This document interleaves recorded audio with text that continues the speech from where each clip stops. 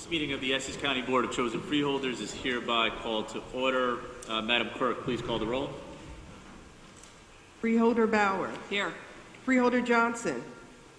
Absent. Freeholder Jones. Present. Freeholder Luciano. Absent. Freeholder Mercado. Here. Freeholder Pomares. Absent. Freeholder Sebo. Absent. Freeholder Vice President Richardson. Here. Freeholder President Gill. Here. Please stand for our salute to the flag. I'm going to ask Vice President Freeholder Wayne Richardson, who represents the Township of Maplewood, to lead us in our salute. Pledge allegiance to the flag of the United States of America and to the republic for which it stands, one nation, under God, indivisible, with liberty and justice for all. And so we please remain standing for a moment of silence.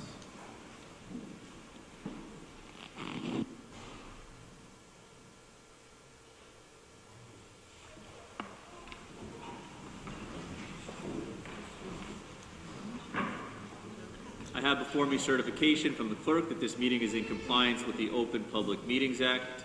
At this point in the meeting, I'm going to ask that our District 2 freeholder and our Vice President, Wayne Richardson, who represents the Township of Maplewood, also serves, as I said, as our Vice President of the Board, to offer greetings on our behalf. And freeholder, would you please also introduce any Maplewood elected officials who I see who are here with us tonight? Thank you for. I see several in the audience, and want to thank them. And I'll preempt you a little bit just to say that I want to thank the Township of Maplewood for allowing us to bring county government to the people. This has been a long-standing tradition that we do a meeting here in the Township of Maplewood. And again, want to thank the governing body for opening up your home to us. With that. Ditto.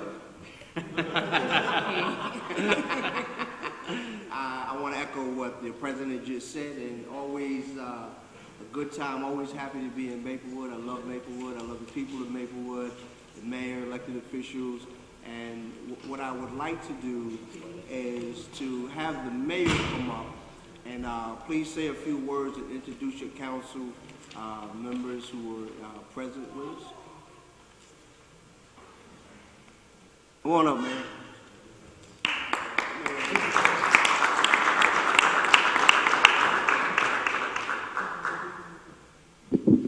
Thank you for the applause before I speak. That's right. Let me introduce my colleagues on the Maplewood Township Committee. Of Greg Lembrick, Township Committeeman. Nancy Adams, Township Committeewoman. And Dean Daffis, Township Committeeman.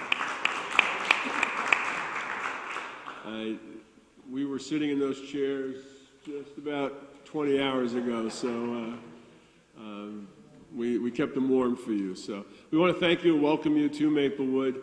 We have been working with the county on a number of important projects. This year we got Valley Street paved, which was very important. We've been working with you on, hopefully we're going to get our light down at Pearson and Valley installed as soon as possible. I want to thank you for all your help. I want to just cite Township Committeeman Dean Daffis for his work on the rainbow crosswalks. I hope you all are very proud of what we have out here with these rainbow crosswalks. You know, we're the only town in the county and in the state, and probably not too many others around the nation, that wear our values on the street corner there. So we're very happy and thank you for that. We have a lot more we want to do with the county. We have Irvington Avenue project, so we thank you for all your support. We will continue to work together.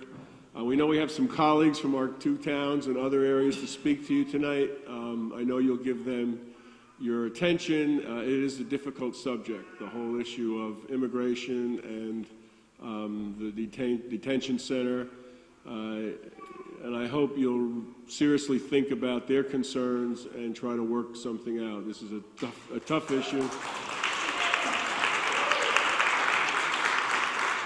And, you know, unfortunately we have leadership in Washington that have just used this issue to polarize the country. It's very hard to have a conversation.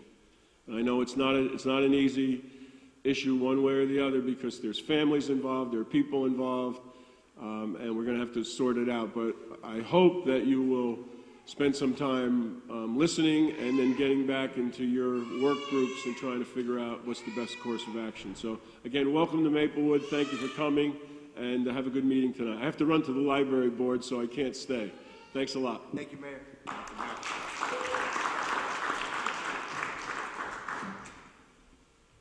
Thank you again, Mayor, and again, thank you to all the members of the Township Committee for being here and supporting what we're doing, and thank you for your service. So thank you again. Madam Clerk, are there any transcripts to be approved? Mr. President, there are none. Okay, Madam Clerk, are there any topics of discussion? Mr. President, there are none.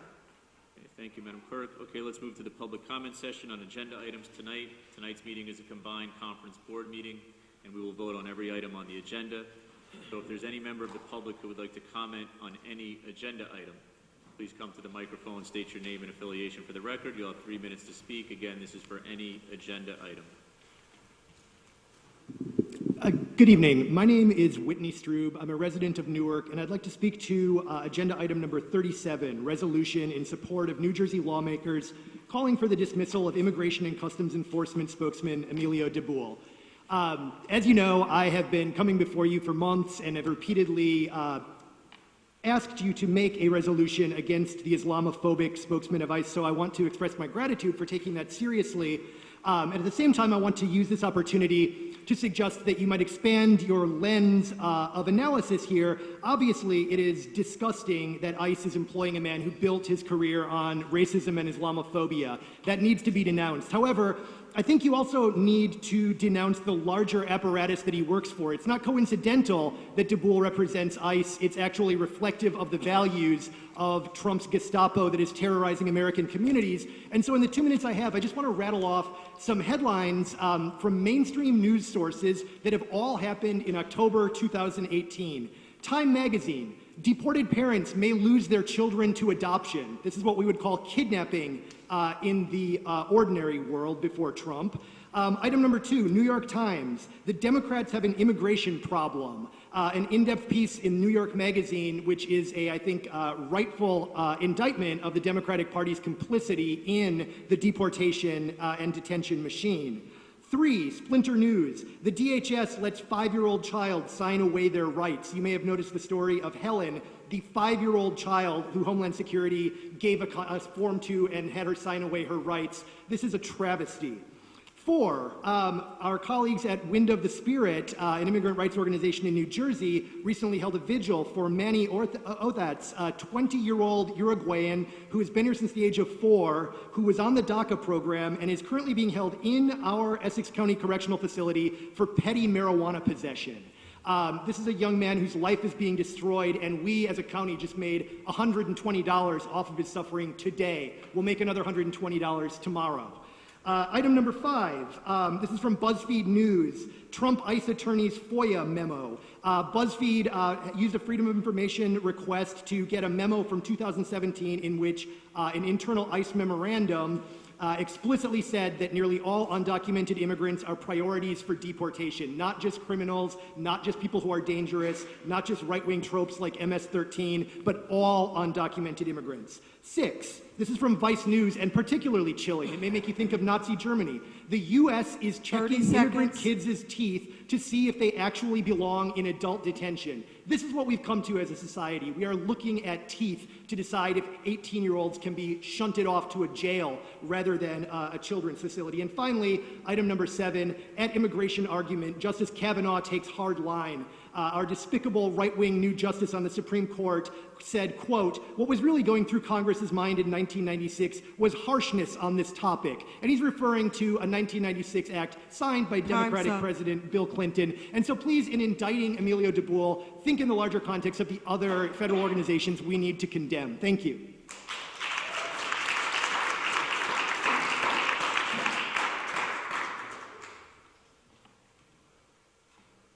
Again, thank you. Again, if there is public comment session on any agenda item.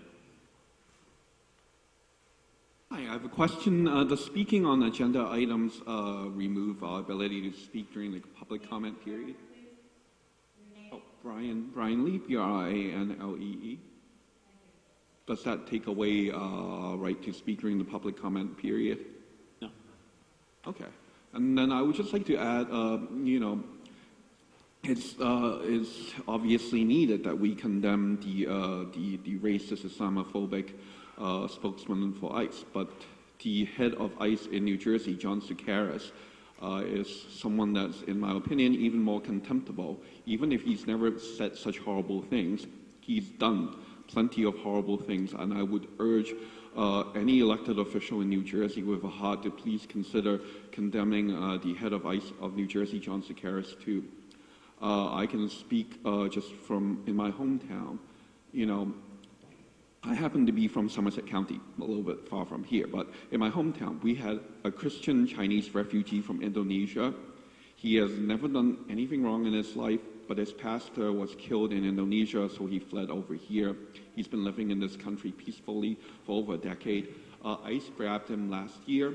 He's still in detention. He faces deportation back to a country that is currently gripped in another wave of xenophobia and also lashing out at Christians in the country. So I would think that John Sukaris and all the things that he's done also definitely deserves condemnation too. Thank you.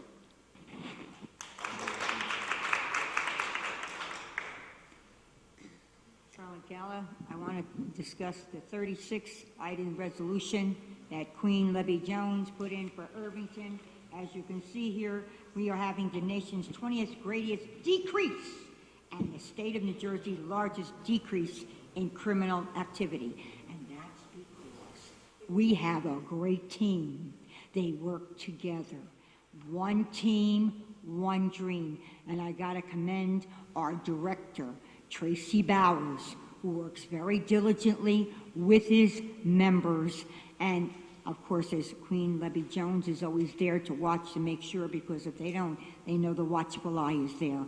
So I congratulate Mayor Tony Voss, where he always says, a place should be safe, a place should be clean, and Irvington is moving up to be recognized as one of the best in Essex County. Thank you.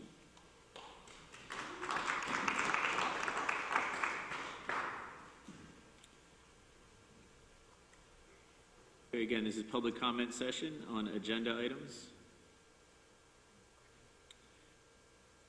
Okay, if there is any member of the public who would like to comment on any issue, please come to the microphone, state your name and affiliation for the record.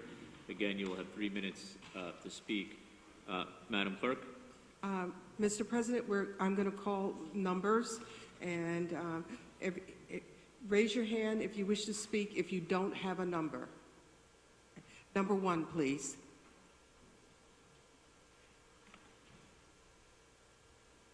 Hi, I'm Kelly Quirk. I'm a resident of Maplewood, and my daughter is the one who is crying in the background, so I'm going to leave after that. Our lovely town committee is used to Nora showing up at township committee meetings and me speaking.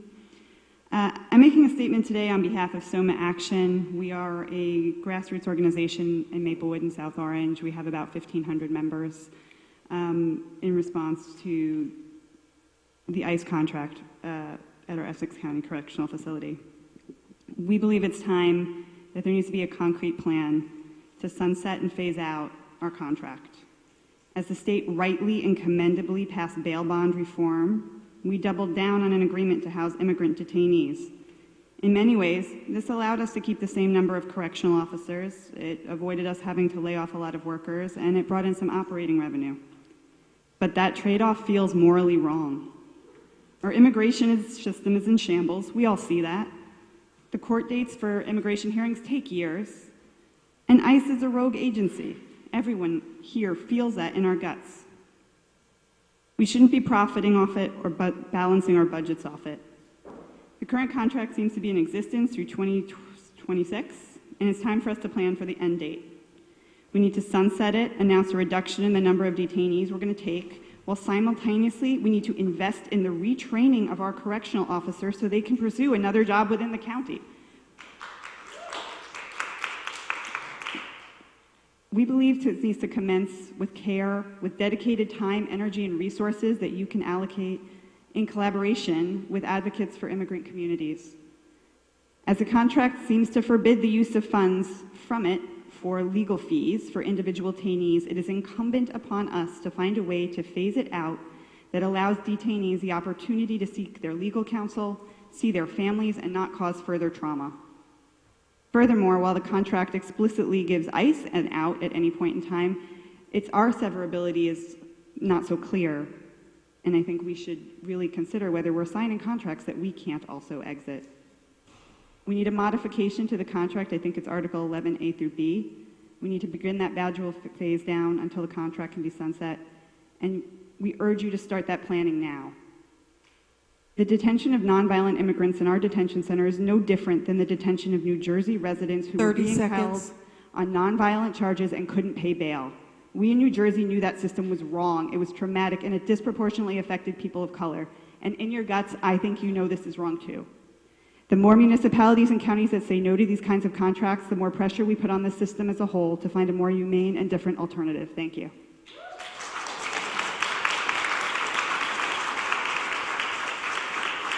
Number two. Number two.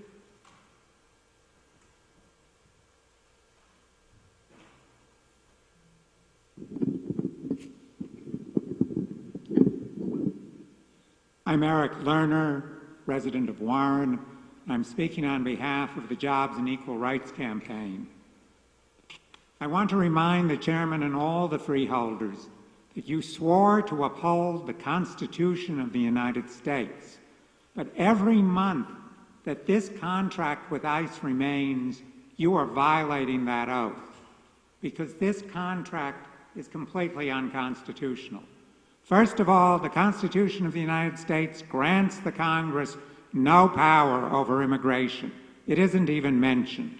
And the 10th Amendment of the Bill of Rights states that powers that are not explicitly granted do not exist. Second, this detention center, like all ICE detention centers, is holding people without charge or trial. The 14th Amendment of the Constitution, the same one that granted citizenship rights to all African Americans, guaranteed to all persons, not all citizens, all persons, the right to protect their life, liberty, and property can only be effected through due process, which is trial by jury, indictment by a grand jury. It is unconstitutional to hold people without charge or trial. This contract violates both of those provisions of the Constitution. Who benefits from these repeated violations of the Constitution? The billionaire class benefits, because it is their policy of divide and rule to pit working Americans against each other, as personalized by President Trump, instead of seeing their real enemy, the billionaire class, which has stolen trillions from this country. Who is harmed by this policy? Every working person who needs the unity of immigrants and native-born to fight and defend our rights. Because after all, who defends our rights? Who defends the rights of people not to be discriminated against on the basis of the color of their skin or of their gender? Is it the President who defends our rights? 30 seconds. Is it Congress? Is it the Supreme Court? No, it is we who defend our rights. On November 6th, the people of Essex County will have the ability to vote on this contract by voting for the candidate, John J. Arena, of the Equal Jobs and Equal Rights for All campaign. They will vote on November 6th. But you, freeholders, have the ability to vote and end this contract now.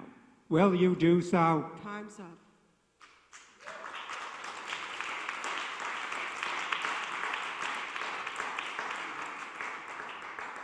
Number 3, please.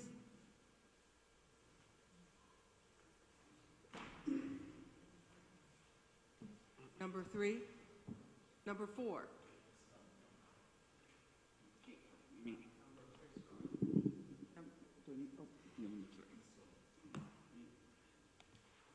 Good evening. My name is Jamie Herrera. I come from Newark. I just like to tell you that it's no good to make money. Look at us like merchandise. I came here in 1977 the first time. I got detained by immigration. I was there more than 3 days. Came back. I have my citizen now. I have my stepson graduate from Princeton. My stepdaughter graduate from Georgetown University. We're not criminals. You stop looking at us like criminals. We come and help this country move forward. They stop looking at us like that as a merchandise.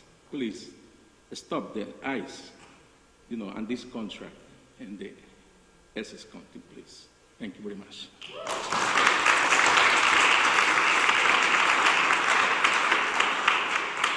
Number 4, please. Now it's me. Hello, my name is Brian Lee. Like I said earlier, I'm actually from Somerset County, from Franklin Township. And I come here about the ICE contract with 2 very serious concerns. I used to be of the mindset that we should keep detention centers local, so that we can keep people close to their families and in a state with relatively sane policies where they can be treated well. Is that a concern for you guys in keeping the detention center here? Okay. I've also asked the Hudson County freeholders that same question, and they also did not answer. But this lets you know that this is, this is a statewide movement, and this is a national movement. And it's particularly important because my interest here is not ideological. I just want to reduce the amount of net suffering in the world right now. And I firmly believe that by making it more difficult for ICE to hold people, to hold them close to their Newark headquarters where their immigration courts are, to force them to have to transfer people, to have to plan ahead to find beds for the people that they're going to detain in their raids. All that stuff helps slows down the detention process, and it helps lower the amount of people they can be able to detain and deport. I mean, as freeholders, you guys, mostly what you do is trying to balance the budget, and you know very well that when the cost of a program keeps rising, the program gets slowed down if you don't get extra money. And that's what we're hoping to achieve with ICE, is to make it more costly for them to break up families, to make it more logistically difficult for them to ruin people's lives. And while, sometimes people will get transferred to other states far away from their families, it is better in the long run to have less people detained than it is to have people detained but close to their families. That's one concern. And my other concern is, just as a judge would recuse himself or herself from a case where they have a financial interest in, the fact that you guys have a financial interest in ICE is not a good look, even if there is no secret collusion going on. Right now, there are immigrant families across this county and across this state that are actually terrified of even their local government. In Somerset County, when I tried to get undocumented people to speak to their freeholders, they were afraid to do it.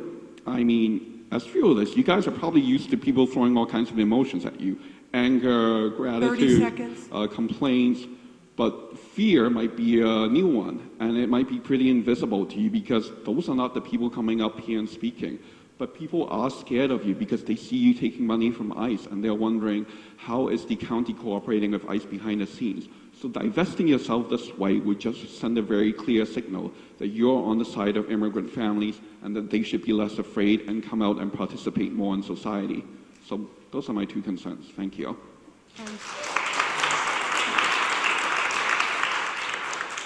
Through you, Mr. President, I'd like to state that our process is to respond to all questions, clear questions in writing within a 2-week period. That is the objective. All questions are answered, generally within a 2-week period. Number 4, please.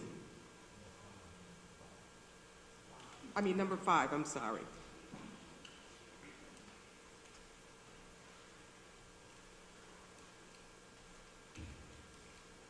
Good evening. My name is Elsie Bernier. I'm representing the Haitian community. We are here tonight to tell our elected officials our county will not be funded with ICE money. The blood of innocent families will not be in our hands. What Trump administration failed to understand is that family is the building block of our society.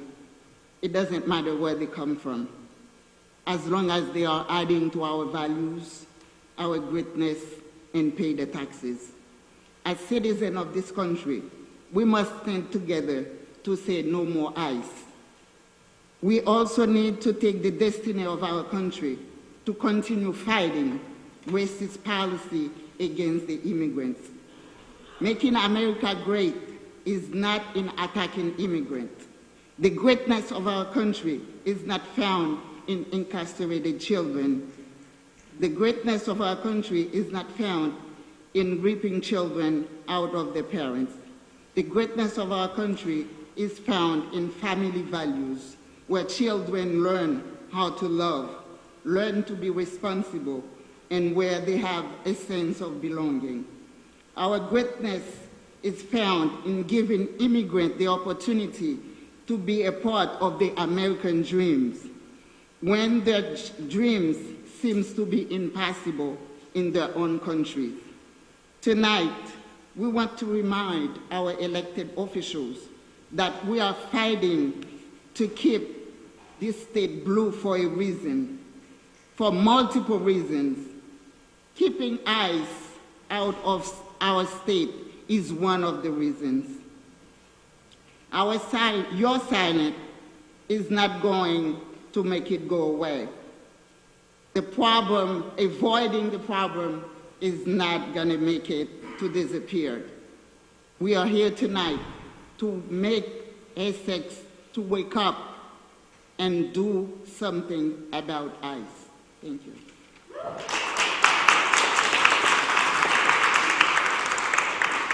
Number 6, please.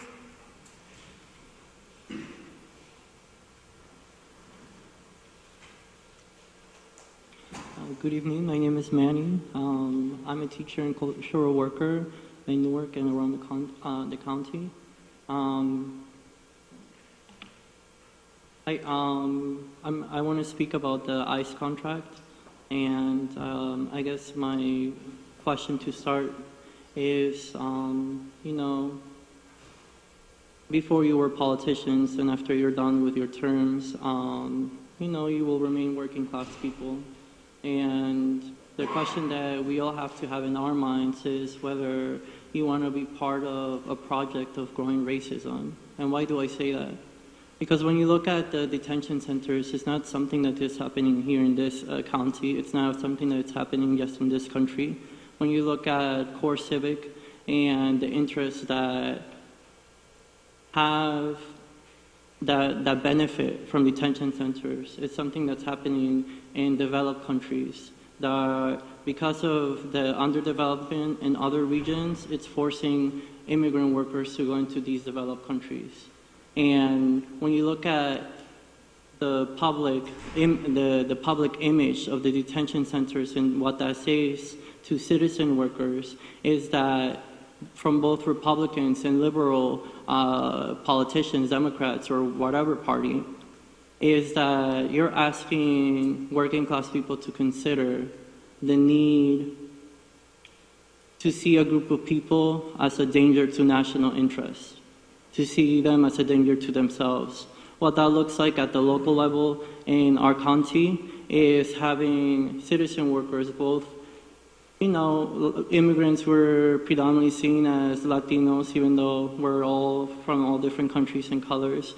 But when you have especially predominantly black and white working class people who are suffering from the unemployment rates, who are being plagued by the drugs to cope with all of these things, and on top of that they are being told by racist politicians that there is a need, that the problem is other workers who are coming in and replacing them from their jobs, they will be willing to see a role for a detention center in their county.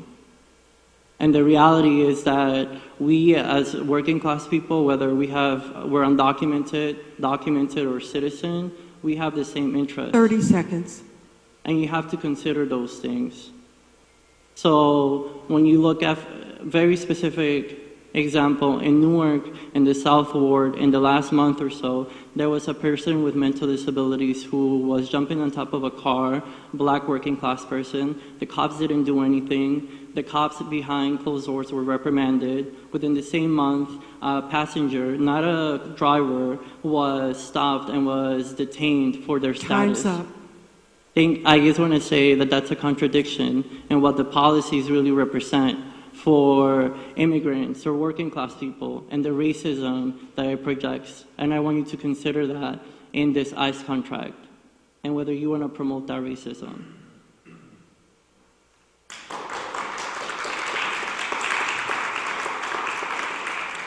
Number 6.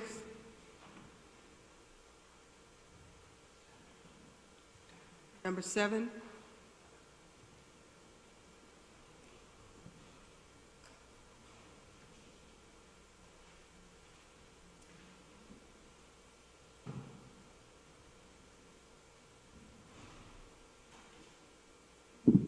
Hi, my name is Ben Lipkin. I'm from Maplewood. So I'm also speaking to the issue of ICE. As a very blue county, we say to be in opposition to President Trump a lot. And as a matter of fact, just continuing to honor this contract with ICE is continuing to not only bolster his power, I think, but the way that ICE helps to support white supremacy. And I think that's something to really take into consideration given the large immigrant policies locally. I mean, not policies, but communities. And also the ways in which U.S. actions in the past may have forced them to come here. And in general, the conditions at these detention centers and the places where people detained are being housed are, quite frankly, disgusting and unacceptable. And I would really invite you to consider the impact it's having on these people psychologically and as human beings as they're going forward and going to live their lives in the world. And I guess that's all I have to say for now, but thank you.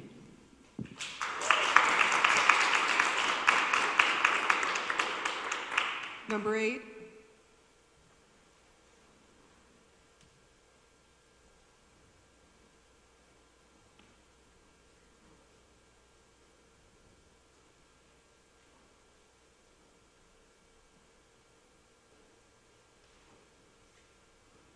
Hi, I'm Ben Morris. I'm also from Maplewood, and I represent students from Columbia High School, along with Ben Lipkin. And I want to speak to the topic of ICE as well, and just disappointment and disgust the fact that our tax dollars go toward the detaining of innocent residents of Essex County, and we simply refuse to support and involve ourselves in white supremacist and fascist ongoings in this country.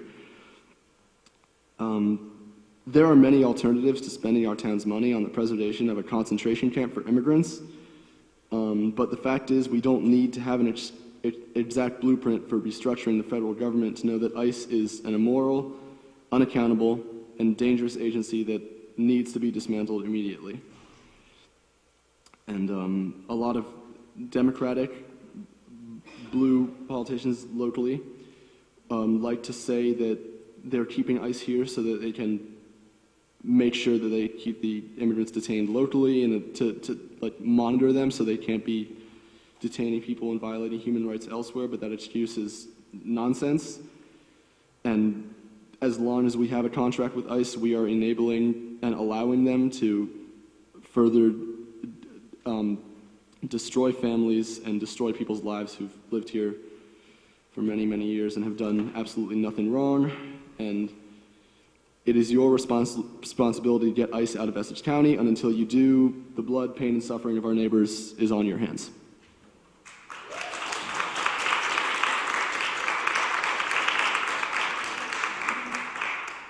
Number 9.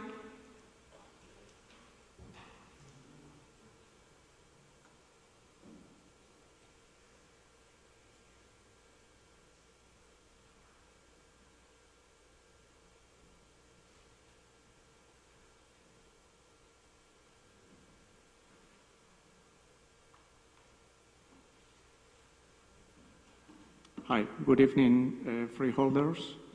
First of all, I want to thank President Gill for responding my questions in writing. And I just want to make a comment about your response. In your response in writing, right, I was asking you if you will end the contract with ICE, and then you explained that ending the contract with ICE will not resolve the issues that the immigrants face due to the federal... Excuse me, can you give me your name? Alejandro Jaramillo from Cosecha, Newark. And ending, as I say, ending the contract with ICE will not resolve the issues that the immigrants face with respect to the federal directive. But it is simpler than that. We are not asking you to resolve the issues that the immigrants face. There are a lot of issues that are out of your control, my control. There are some issues that are in control of the federal government that you don't have influence. We are asking you to stand in solidarity for what is right, for what is moral, for people to go to work, to walk, to take their children to school without feeling fear, because we know, they know that there is a jail here that makes it easier for ICE to detain them. They are at more risk.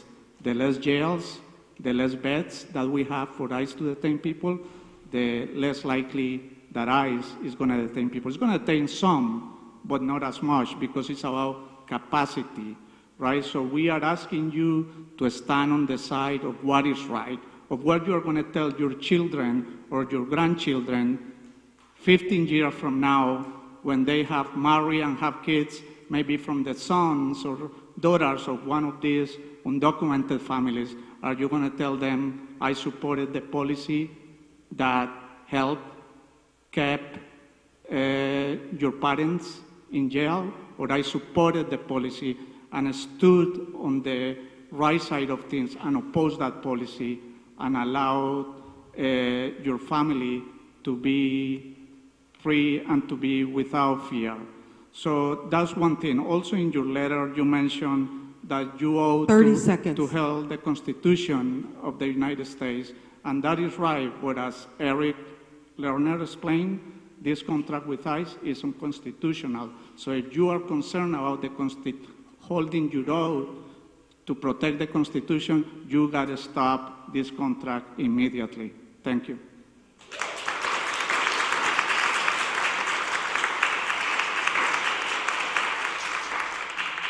Ten.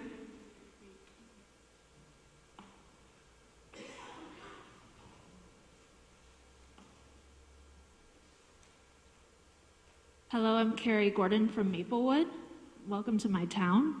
When you as freeholders watch the daily horrific news and hear things about 5-year-old immigrant children signing their rights away, you actually have the power to do something about this system and not be complicit. Maybe you watch the news about the inhumane immigrant detention camps in the South at the border and think, well, it isn't perfect in New Jersey, but it would be worse if immigrants in New Jersey were sent there. My intention speaking today isn't for you to ship immigrants to remote areas far from family. My intention is for you to remove immigrant detention as a money-making scheme for our county, so immigrants aren't terrorized and detained in the first place. Right now, there are approximately 800 immigrants detained in Essex County, and you receive $117 from ICE per person per day. Your profit from immigrant detention grew 42% last year. We are not alone in our demands to end detention, end deportation, and abolish ICE. This is happening in multiple counties in New Jersey and across the country. There are alternatives to detention, and there are methods that don't criminalize immigrants. In fact, undocumented immigrants are statistically less likely to commit violent crimes and larceny than full citizens. Undocumented immigrants in Essex County alone paid over $64 million in taxes for 2017. Undocumented immigrants are part of our communities, and most of all, undocumented immigrants are human beings. Right now, in New Jersey, ICE is entering courthouses, taking people when they drop kids off at school or when they make a minor traffic infraction. Also, immigration status has become more weaponized and people are racially profiled. We need New Jersey to become a real sanctuary state. Governor Murphy campaigned on this. We need to have pressure at all levels to make sure he has the political courage to do what is right. In conclusion, and of note, is that New Jersey was the last state in the North to abolish slavery because it profited from slavery. Please end your contract with ICE and stop incarcerating Black and brown people for profit. Thank you.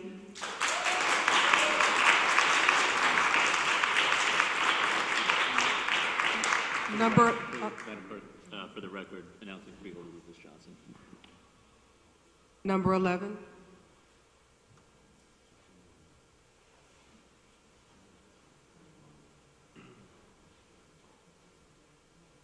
Hi, my name is Ed Jones. I'm a resident of Maplewood.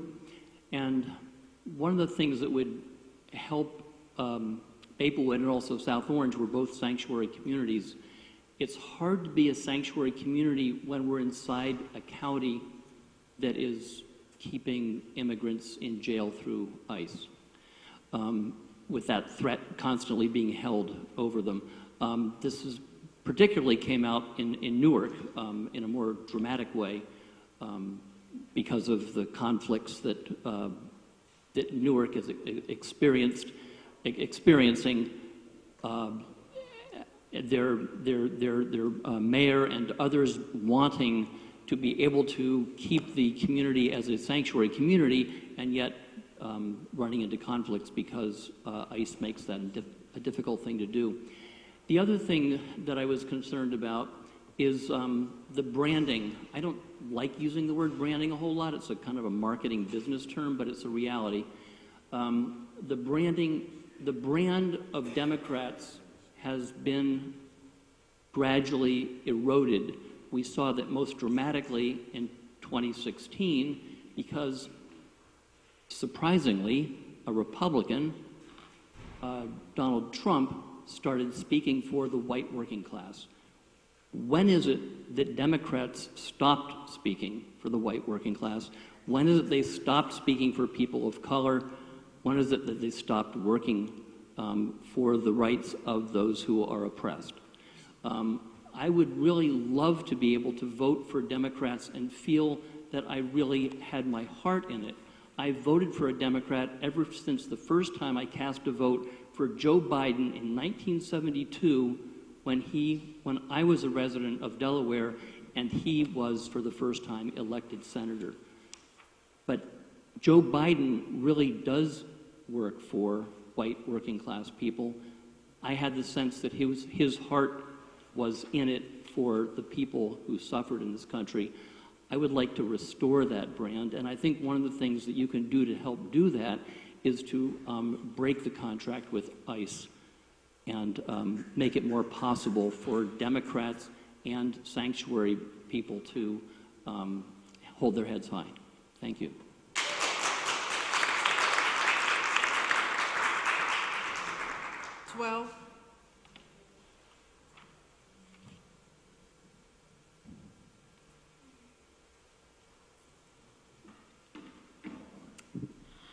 Good evening. My name is Mary Rizzo, and I am a resident of Newark, New Jersey. I'm also a professor of history at Rutgers University, Newark. I'm here again to demand that the county terminate its contract with ICE. So I want to return to a critical issue, that Essex County Correctional Facility is being used to incarcerate people who have never committed a crime or have committed only minor criminal offenses. Right now, right at this moment, the Supreme Court is hearing a case about this exact issue. The plaintiffs include people who entered the country illegally, tourists or students who overstayed their visas, and lawful permanent residents. Among them are immigrants who arrived in the United States legally as infants, committed minor crimes like possessing marijuana, and were detained for years after completing their sentences. Supreme Court Justice Stephen Breyer asked a lawyer for the federal government for clarification on the law. Did the 1996 immigration law, which was passed by Democratic President Bill Clinton, mean that the federal government could detain, quote, a person 50 years later who is on his deathbed after sealing some bus transfers without a bail hearing, even though in this country a triple axe murderer is given a bail hearing? The answer is yes. Now, you might respond that this is not your jurisdiction. You do not control federal immigration policy. And technically, of course, you'd be right. But at what point do you stop complying with a system that is this evil? And I want to remind you that immigrants who have committed crimes are doubly punished. They serve their criminal sentence and then are sent to detention to serve another sentence that is, they don't know how long will last. So they are put into a detention facility, they don't have access to lawyers, they don't have hearings, and they can be there for years. Statistics from 2017 show that 41% of the immigrant men held at the Essex County Correctional Facility have committed no criminal offense at all, yet they are in jail. According to the Star-Ledger, these stats are way out of line with national averages. On average, 26% of immigrants who are detained have no criminal convictions. And this is not the kind of thing that New Jersey should be proud to beat the national average at. Now, finally, I would like to request clarification on a point of information that the Freeholders sent to me and some other people who are involved in this campaign with me. In a memo from September 24th, 2018, the Council for Essex County wrote that 23% of those housed at the Essex County Correctional Facility have either committed a misdemeanor, 30 seconds, quote, or the alien was a recent border crosser who was transferred to the Newark ICE area of responsibility from the southern border and was in mandatory detention due to the existing enforcement priorities, end quote. I would like to know how many people held at the Essex County Correctional Facility were picked up at the southern border. This is critical information because the most compelling argument against ending the contract is that we want to keep people close to their families. If people are being picked up at the southern border and sent to Essex County Correctional Facility, that undermines that argument completely, and that is information that we absolutely need to know. So I request a formal response to that question, and I request again that you terminate your contract with ICE. Thank you.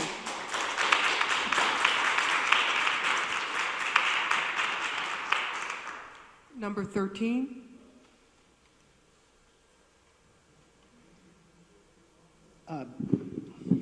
Good evening, once again. My name is Whitney Strube. I'm a resident of Newark, and I've spoken before you many times, and I want to talk this time in urging you to break your contract with ICE about an experience I had last week in Jersey City. I was there in solidarity with my friends who are contesting Hudson County's contract with ICE. And in a cramped room in Jersey City, I listened to several young men from the Queer Detainee Empowerment Project. They were visibly shaking. They were incredibly nervous. And with incredible courage, they told the Hudson County Freeholders about their experiences of being sexually assaulted in the Hudson County Correctional Facility, of reporting that to the officers there, and of nothing happening. And despite that testimony, the Hudson County Freeholders renewed their contract through 2020 in a cheap effort to buy headlines and make it look like they're taking a progressive tack. They were so ashamed of the hearings they held them in a courtroom that did not allow cameras, in contravention of all democratic norms. And so none of this is captured on film, and that is shameful. And I want to suggest that if you think that detainees are not being sexually assaulted in the Essex County Correctional Facility, that would be a break with all precedent of all carceral institutions in American history.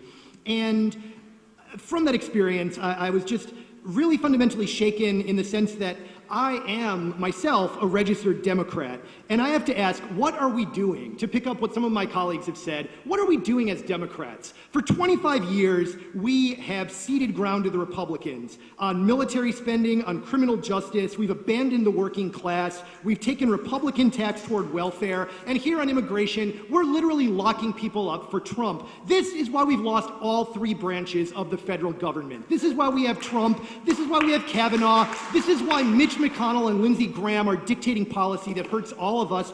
And I have to ask, when are we going to take a stand? And President Gill, I want to ask you, I mean, you ran a really good campaign for Phil Murphy. I have pretty far left politics, and your campaign convinced me to vote for Phil Murphy. And I stand by that. Some of my colleagues disagree here, but I think he's been a pretty good governor overall, and I respect what he's doing. I have critiques, but one thing he's done is he's broken with his own party. He challenged the Democrats in Trenton, and he won.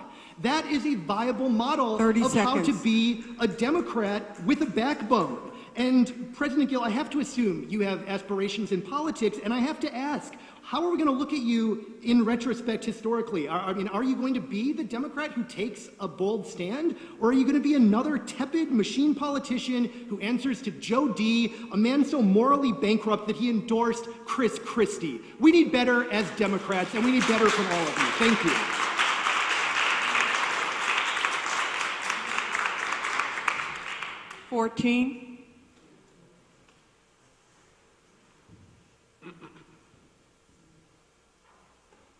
Good evening. My name is Gary Foreman. I'm a resident of South Orange.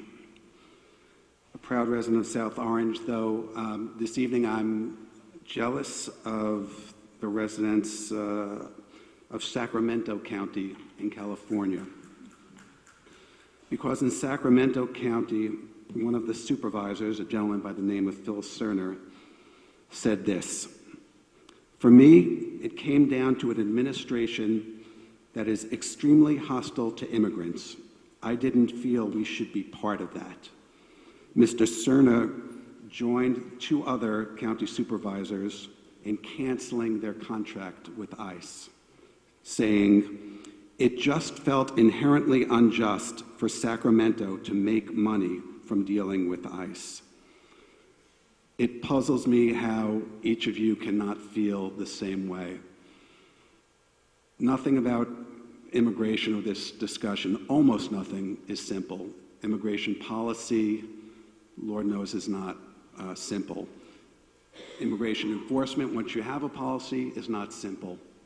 Balancing a county budget, I'm quite sure, is not simple. The logistics of breaking a contract and dealing with that, I'm sure, is not simple. What seems simple to me, though, is the decision to say we're not going to be a part of this. That seems simple. We refuse. Why is it so simple? The administration has made it simple by being not a shade of gray, but by being so clearly black and white, such a policy that is so racist, inhumane, and again, I can repeat the details that the people who spoke before me have done, but you are, by taking this money and staying in this contract, you are part of that machine that is now incarcerating hundreds of children in tent cities and doing God knows what else because the transparency is virtually nil. We are better than that. Every one of these people here in Essex County and in facilities all over the country are human beings that every bit as human as each of us. Their children every bit as precious as ours. The difference— 30 seconds. Thank you. The difference is that most of them have been through ungodly things that most of us, I'm sure, haven't been, and that's why they risked everything to get here, because things were that much worse. Please let us not be part of the machine that keeps them brutally incarcerated. There must be a better way. Thank you.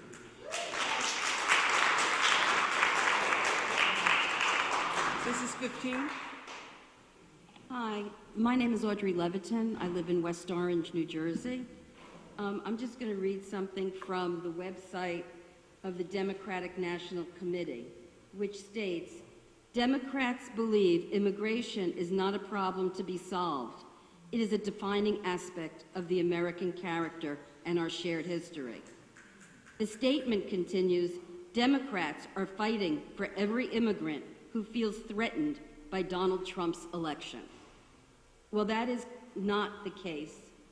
And I am here as a Democrat, as a resident of Essex County, to tell you, and I'm not even particularly left at all, but just to tell you how ashamed I am that in this county, we are incarcerating people who are a threat to no one for no reason other than the money. And I know in your heart of hearts, you have to know that that's wrong. It strikes me that it may be that you feel under pressure to maintain this contract, but it is a time for you actually have the opportunity that we all don't, to do something about something that is horrific.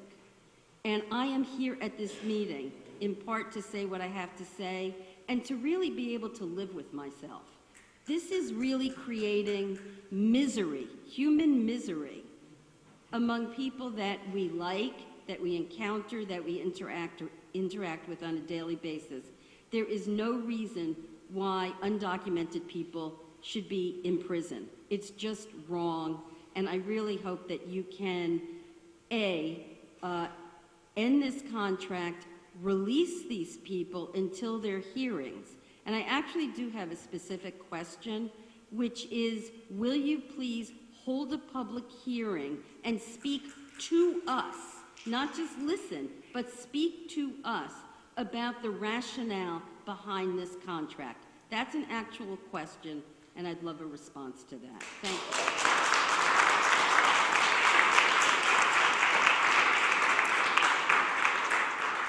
16.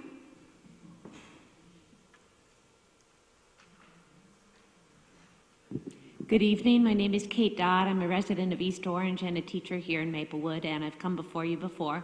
I have one positive thing to say in this sea of unhappiness, and that is I wanted to thank Freeholder Janine Bauer for her service, and I'm sorry that you're going to be going, but I can't wait to vote for you, so I hope you'll run for something. Secondly, I'm here for volume. I'd like to echo what everyone here tonight has said about Essex County getting out of the ICE contract. I'm really impressed with all of my peers who are part of Essex County and the moving way in which they've spoken to you tonight. I don't think I can top anything that anyone has said, but what's ringing in my ears is a constant refrain. People or money? People or money? People or money? People or money? I really hope you'll do the right thing and end this misery.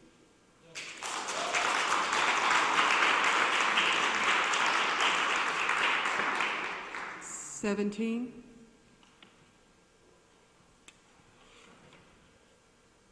Hi, my name is Laura Farrell, and I'm a resident of Maplewood. Like so many other people, I think I read the news and cannot believe what's going on with people being detained, immigrants, asylum seekers, children being put in cages. And it's horrifying, I think, to me, and even to almost everybody I know, and not even just people on the left or Democrats, but everybody looks at this as a horrific thing that's going on. And how could we possibly be participating in it in Essex County and profiting from it? And so I'm just here tonight to ask you to please end this contract. I find it revolting, sickening, and I really beg you to end this so that we're not involved in this anymore.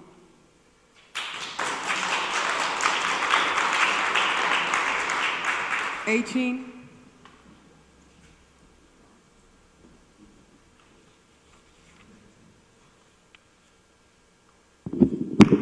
Good evening. Thank you for having me. My name is Abdul Mubarak Rowe. I'm a resident here of Maplewood, New Jersey. I also serve as the Communications Director for the New Jersey chapter of the Council on American Islamic Relations. I'm here to speak on behalf of the hundreds of thousands of immigrant children and families who cannot speak for themselves against this horrific practice of mass incarceration without trial, without detention. This is a practice that is woefully inhumane and immoral. And I'm speaking primarily on a moral issue, not just an economic issue. The practice of this tends to fuel the prison industrial complex, because I recognize the fact that people are money, as you said, and every child, every human being who's detained is worth something to various private prison systems. This is immoral. We cannot have this in America. We have seen many different children, many children who have suffered, separated from their families, families who have been affected by this immensely for the simple fact that they happen to be of another color. And this is something that is immoral, unjust, and we're asking that the Essex County, as a body, desist with this.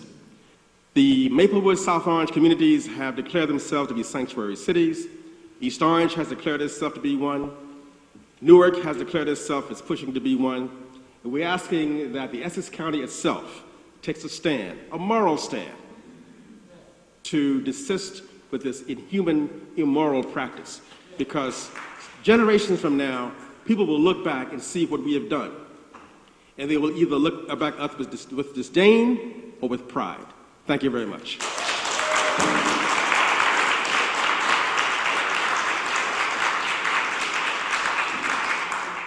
$19.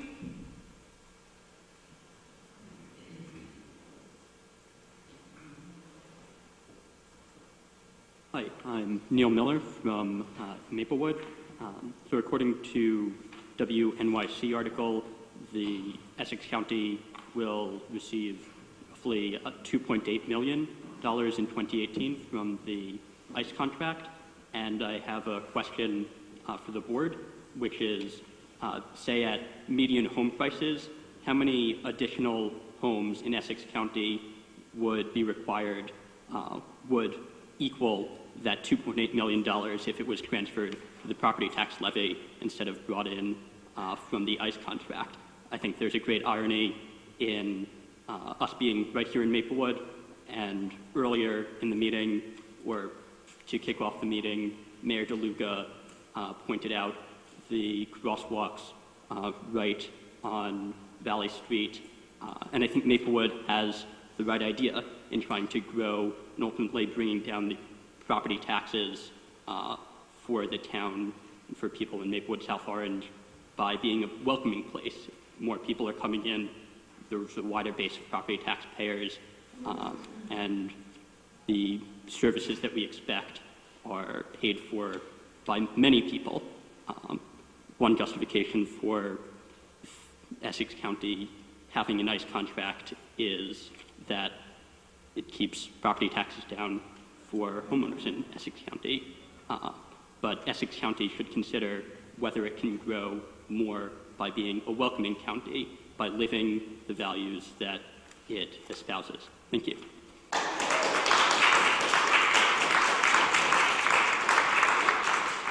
$20.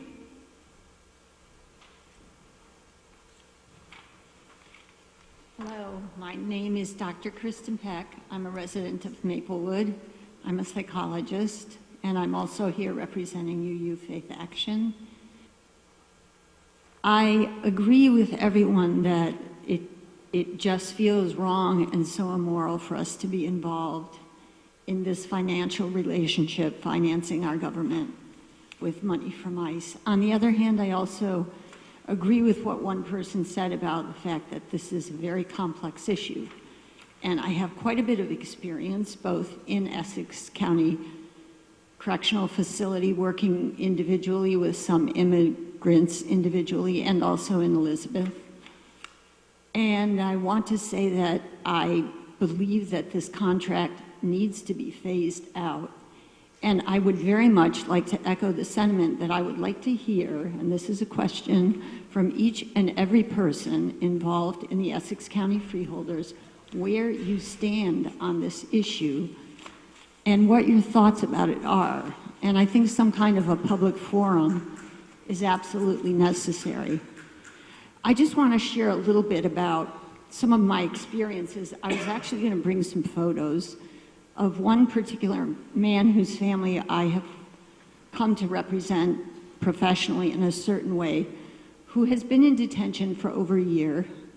He came to the United States as a child. He was a DACA recipient. He's married to a United States citizen. He has a now almost a 1-year-old baby. And his wife, he was detained when his wife was 5 months pregnant, and they have a 2-year-old, now almost 3. And this young man made the mistake of having a juvenile charge on his record when he was 13. And this has kept him from, this has caused all his legal complications.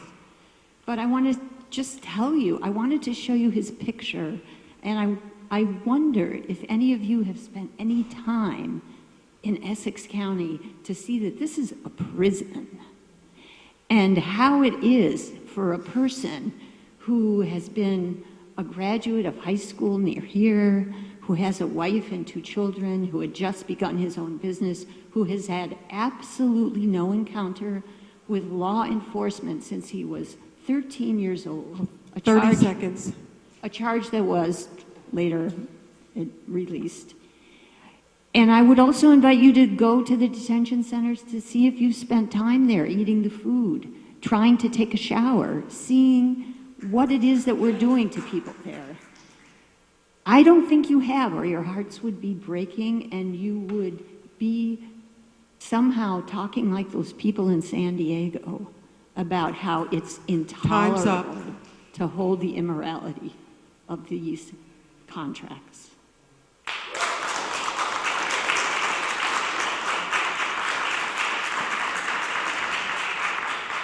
$21.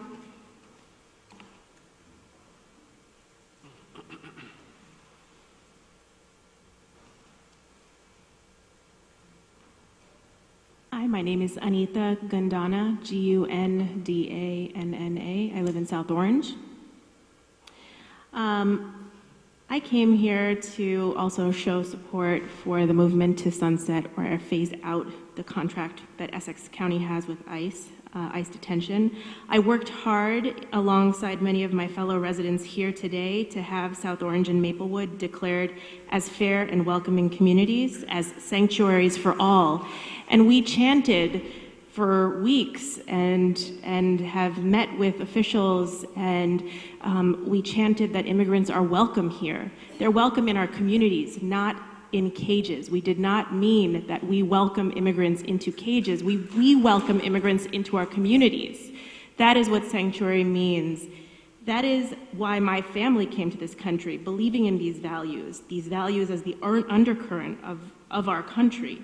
It is completely contradictory to the spirit and wholly immoral for our county to be balancing a budget on the backs of immigrants. We are talking about the traumatization and destruction of families and communities. I am here to say that we need to start now in this process to sunset our county's contract with ICE detention. And I must note that as I sit here, and I have heard no testimonies, no pleas to the contrary. At the same time, reports in the news suggest that Trump is set to include a $967 million increase for ICE in 2019. Are we in Essex County going to continue to be complicit in this growing abomination? I ask, and this is a question alongside folks here who have talked about a public hearing and to hear your all opinion, why hasn't Essex County moved to sunset this harmful and immoral contract with ICE that detains innocent people and goes against the spirit of this country? Thank you.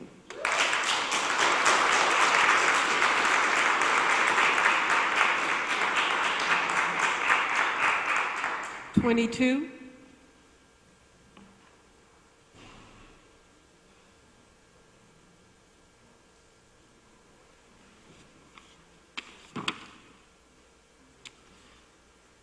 Madam Clerk, let the record reflect that there is no one else speaking who wishes to speak it. Just one more? Okay. Well, you can give me the wrap-up sign. I'm sorry, Mr. President. Okay. 22 and number 22.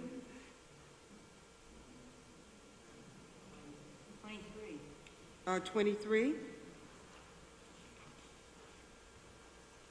And while 23 is coming up, a reminder, our objective is to have responses to your questions within the next 2 weeks. Good evening, freeholders. My heart is with everyone in this room. My name is Karen Shinovar. I'm a Montclair resident. But tonight I came, and you might tell from my cat ears, to talk about Trap, Neuter, Vaccinate, Return. So I'm the founder and president of Communities Promoting Animal Welfare New Jersey, and like the freeholders, we're committed to the practice of trap, neuter, vaccinate, and return, where unowned cats are spayed and neutered and then returned back to the outdoors as the primary method of controlling the rapid reproduction that creates problems in many of our Essex communities. In 2017, you took a leadership role in encouraging local municipalities throughout the county to adopt TNVR policies. This May, you took another leadership role in creating a TNVR policy committee of the Freeholders. CPAW New Jersey is excited at seeing the committee begin its work. In anticipation of the committee beginning its work and your annual budget process, tonight we offer a proposal for how the Freeholders might proceed to spread the benefits of TNVR across the county. Of course, our proposal involves money, but we believe our recommendations will maximize efficiency and minimize bureaucracy. This proposal both recognizes that this issue affects the quality of life for county residents and increases the local capacity throughout the county to implement TNVR. Under our proposal, the county would determine a level of funding in the next annual budget for the purchase of low-cost spay and neuter services and related medical expenses by municipalities. We recommend a per-cat voucher system to distribute the funds. The formula for distributing funds among municipalities should reward those for adding their own matching funds. In the 20 months that we've practiced and advocated for TNVR, we've helped people trap hundreds of cats throughout northern New Jersey. We found that about 20 to 25% need additional medical care before they can be returned. So this, combined with our knowledge of what low cost means for spay-neutering, suggests that a county-wide budget for a startup TNVR program requires about $100 per spay-neuter procedure, vaccines, and other medical needs. This is money, but it is much lower than building more buildings or hiring more employees. Clearly, TNVR requires more investment beyond veterinary costs, but we believe and we know to be true that there are volunteers in every community who will help supply the labor for trapping, transport, recovery, and ongoing care if the county were to implement such a program. By focusing on the spay-neuter medical services, the county and local municipality can easily track success in helping build local capacity. Every cat spayed-neutered saves hundreds of lives and reduces shelter intake and animal control officer expense. Voucher programs should also encourage TNVR activity colony by colony. Time's up. Oh, did you say 30 seconds too when I missed it? Oh, you didn't? Oh. Mr. President, may we give... so we speaker hope that the another 30 county will seconds? consider this, and thank you for listening tonight with all ears. And my heart is with everybody. Thank you.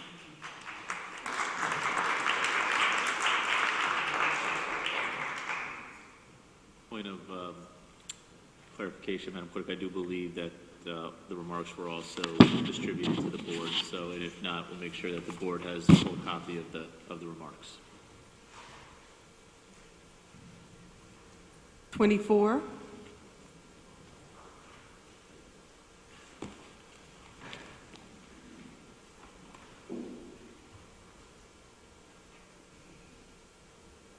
I'm Gladys Horton, and I'm a resident of East Orange. I've heard some really compelling information this evening in regard to the immigration detention facility that is run here. I'm not here to talk about that, though. But I learned that you earned about $2 million detaining people. And I'm here to talk about the 2019 budget and trap, neuter, vaccinate, and return. And I learned that you're earning the money to help municipalities vaccinate feral cats, trap them, not to kill them, but to actually stop them from procreating, because the cats were here long before the immigrants. And they cross borders too. They go from town to town in Essex County, and they procreate, and they're hungry, and they have nowhere to go. And there are individuals in East Orange that are using their last money to feed these helpless critters. And they are helpless. And some of them are crying from hunger in the middle of the winter. And as someone here said, this is a rich county. I didn't know that. I live in East Orange. Thank you so much for telling me. And I'm asking for a small amount of a large amount to help those that can't help themselves, that are animals, just like we all are, just like the people that are being caged as if they are cats and dogs. And I'm asking for help for helpless cats So when you take a look at the 2019 budget, if you could put something aside to help municipalities with their trap, neuter, vaccinate, and return programs, it would greatly be appreciated by those that are working class like me, and I'm retired, who are trying to feed and help cats. The lady that was just up here, Catherine Shinovar, CPA, she helped me stop the small amount of cats that I'm feeding procreate. And sometimes when you walk into Petco and you see those cute little kittens that are being up for adoption, some of them have come through CPAW 30 seconds. and been helped by CPAW and are now inside in the warmth of someone's home because they were adopted. So please, when you take a look at the 2019 budget, would you please budget something for trap, neuter, return, and release for the various municipalities in Essex County? Thank you for your time.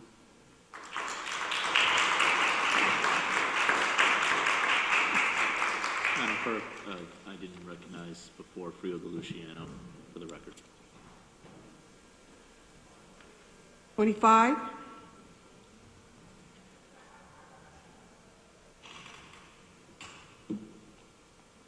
Gwendolyn Franklin, can I just pass out my package so people know what I'm talking about?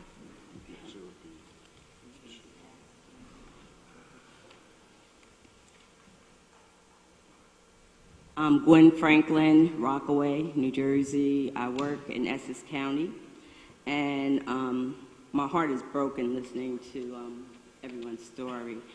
And I believe that we should learn something from the Hillary-Trump election, that don't take our votes for granted. But I'm here for another story. I work for the county, and we just been implemented with time and attendance. And every time I go to a union meeting, there are people crying that, you know, their time is being taken away. They're losing minutes, they're losing hours, and no one seems to care. Because I guess, again, money, people. Money is more important than people. And they've been working there for years. A lot of the old people do not, they still have the flip phones and are unable to put their time in. And they were told that's their problem. And they've been losing days, and it seems like it's going on deaf ears. So I gave you a package of what happened to me. It just so happened my brother went in for heart surgery, and I took a half a day. And in that half a day, I had to leave a few minutes earlier.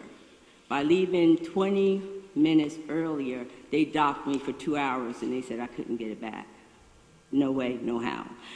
So what I'm doing now is doing an audit on all my time from January till now to see how many times I might have left a few minutes early and they took an hour or 2 hours increments from me. And the other thing I would like to say is that I would love if you can do an audit or, you know, an investigation on time and attendance, because it is a problem and people don't want to come up and speak about it because they feel they'll be bullied.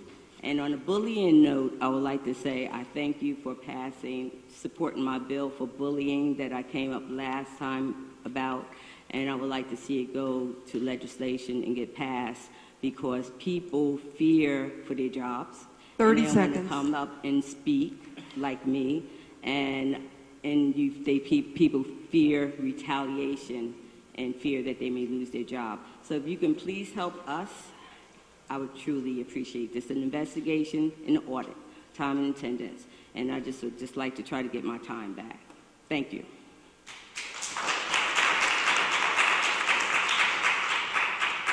'26.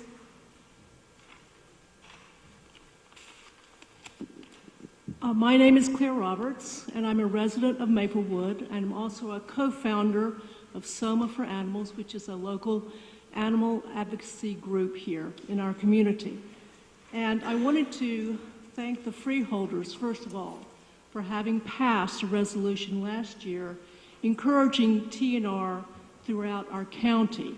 I also want to thank you for passing a resolution to form a TNR policy committee.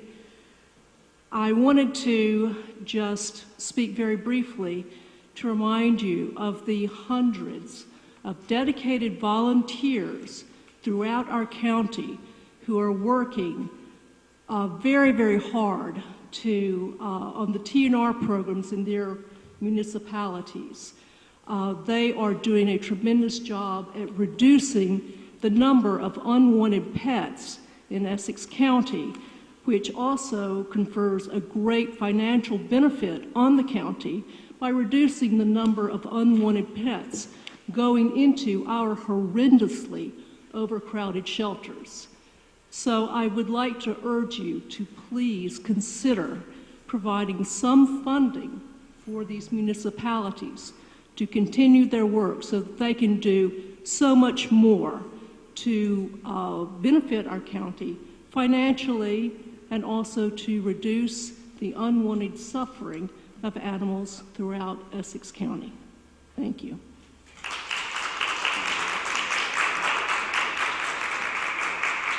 '27.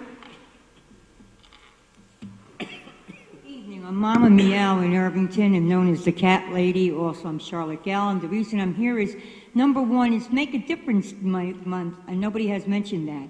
October has two special national days. One, Make a Difference Day, which you have been doing all the time, no matter what anybody says. You're trying, and trying is better than nothing. And plus, our director, Joseph DiFanzenzio, has been putting Essex County first. Go look on his Facebook. You'll see it's on the Facebook page. Now, what I'm here for is East Orange and Irvington are going to make a difference. We're joining together to have our first kitty cat gala event. And the reason why we're having this is to inform the residents of the community cats.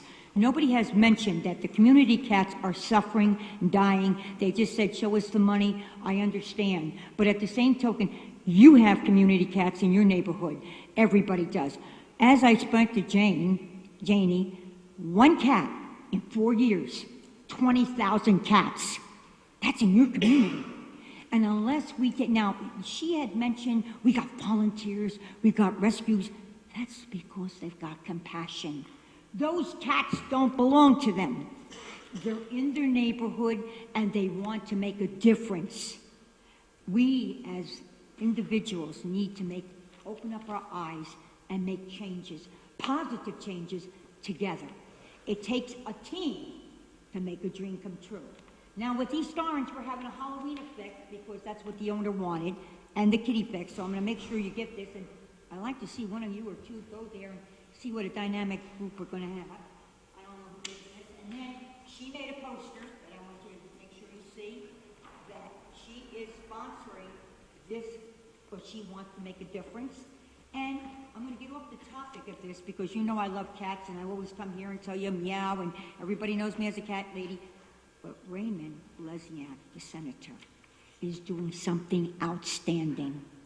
He is starting an own institution. And Tuesday, he's having a gala event. Oh, man, that gala name's going around. But anyway, he's having a contest for the Humane State for a license plate. Kindergarten through 12th grade. We have artists. Who's going to win? I want to see a child's work on that 30 license seconds. plate. Okay, and the last one, he has an essay contest that he would like to see from K through 12. Is everybody here aware of this? No, I didn't think so. So I'm going to leave this with you because I want you to spread the word. I want to see a child with their license plate for Humane State. Thank you very much for your time. You know where I am. You know my philosophy is one team, one dream. Not this group, that one. Like Time's up. With that in mind, meow.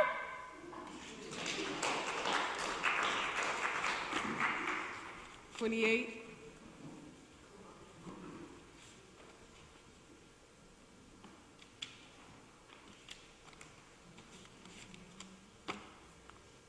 Hi, my name is Lynn Bailey. I live in Maplewood. And I guess that compassion seems to be the theme of the evening. I didn't come here to speak about ICE, but listening to what everyone had to say, I completely agree that ICE should be abolished, and or the contract that Essex County has with ICE should be abolished. And the reason I think that is because I believe in compassion for human beings, but I also believe in compassion for the lowliest members of our community, which you might say are community cats. And I want to thank the freeholders for passing the resolution approving TNVR. That was really a wonderful boon to the cat rescue community. I'd also like to say that I'm very happy that you are planning on putting together a subcommittee to study the problem. And I basically am, as a member of Soma for Animals, I am really just echoing Claire Roberts and Karen Shinovar. We worked together to create a joint statement on community cats that I would like to pass out to you, if that's okay, which has a lot of good resources, information, and it also shows signatories to the joint statement, people who are in agreement with the whole notion of TNVR. So do I pass it out to you? Thanks again.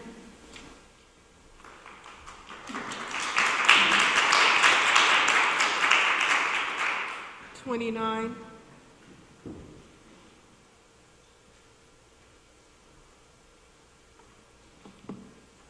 Hi, my name is Judy Steer. I am the president of the West Orange TNVR program.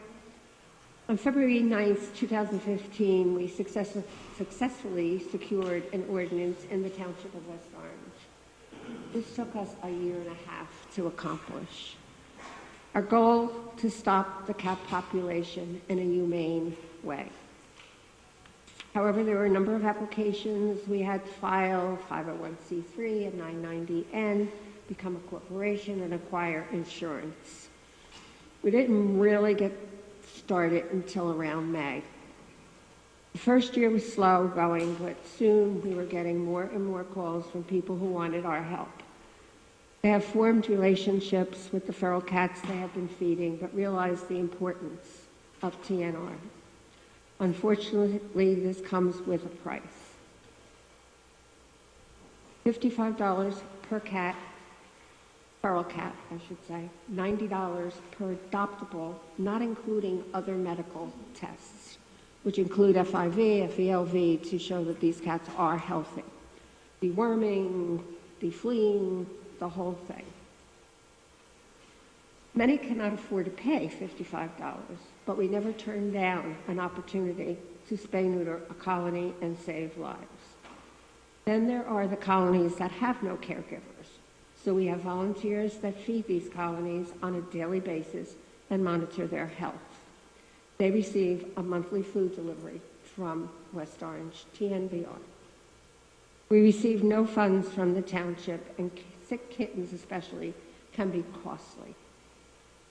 We have to date spay-neutered 689 cats and have adopted a little over 300 as of this past week. I am proud of our accomplishments and West Orange TNVR volunteers who foster in their homes, give their time and care to so many cats. Our reward is every time we adopt a kitten to a good home. Today I learned something that Gloucester County has passed a resolution for TNR. The deal is that every town in the county that supports TNR, they will pay for the services 30 seconds. That town approves TNR. Thank you so much.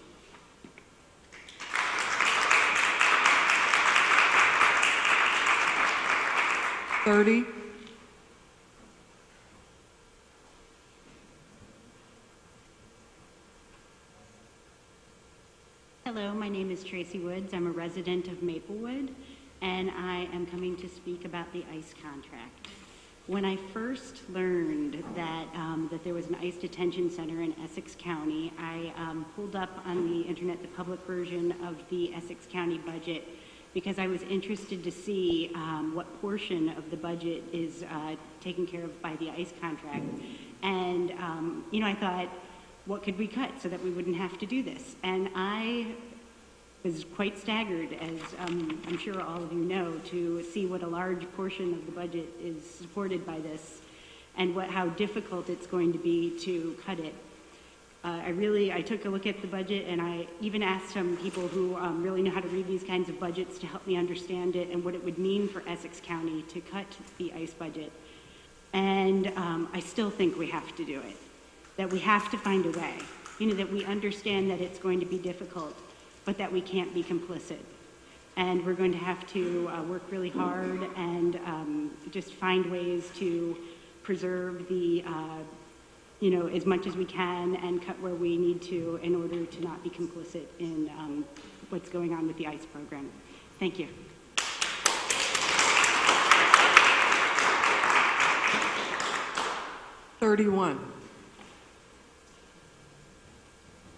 Hi, Jesse Rosso, North New Jersey Democratic Socialists of America, Immigrant Justice, Hudson County resident, Seton Hall graduate.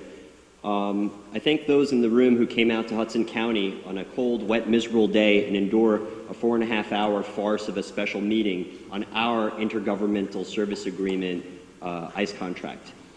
At this meeting, 3 former detainees spoke of the verbal, physical, and sexual assaults they endured at the Hudson County Jail. As one former detainee mentioned, he tried asking for help to a correctional officer who just so happened to be seated in the room and who had nodded in agreement as the individual told his account of what happened to him. Now, despite 4.5 hours of comments, with most speaking against the contract, the Hudson County freeholders voted exactly the same as they had the first time in July, with the same kind of, sort of, maybe up for consideration path to exit to be determined in 2020. Now, Essex County is not Hudson and vice versa, but the common thread is both counties are overwhelmingly deep blue supporters of the Democrats. We need to see a tangible resistance to the Republicans and the racist, xenophobic policies of Donald Trump. We are told that we have to vote in November, that things will change, and things will change when we have a Democratic majority in the Senate and a Democrat in the White House. We don't have time. The people languishing in Essex, Hudson, Bergen counties don't have time. Last Friday, we saw a mob from ultra-far-right white supremacist group, the Proud Boys, brutalize 3 protesters with 0 consequences in front of NYPD. When I say the writing is on the wall, I mean that both figuratively and literally. Yesterday, a friend traveling from New York to New Jersey via the Lincoln Tunnel found the 14 words graffitied right near the entrance. For those that don't know, the 14 words are a slogan used by white supremacists. That eerily bears a similarity to the mission statement of Department of Homeland Security, also consequently 14 words. We must secure the border and build the wall to make America safe again. In Jersey City, stickers of another white supremacist group, Patriot Prayer, was found stuck to light posts. Patriot Prayer was in the news for having heavily armed snipers observing protests from rooftops back in August. Police found them and released them without any charge. Also, this Saturday, Patriot Prayer and Proud Boys were marching together and intentionally clashing with the group holding a vigil for Patrick Kimmons 30 seconds. in Portland, Oregon, who was shot and killed by police. It was reported that the antagonizers were saying, "Did you see my friend up there?" while pointing to the rooftops. While we in the DSA have little faith that the Democrats will deliver on their promises, we believe in harm reduction. We need you, the elected officials of Essex County, to take a stand and protect the people, both documented and not, from the malevolent force of white supremacy. I included the picture that I referenced. Time's up. Hand it off. I kind of don't want it. Excuse me.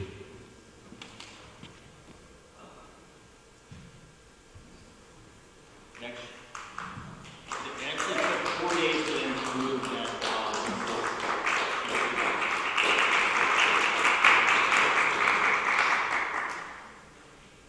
32.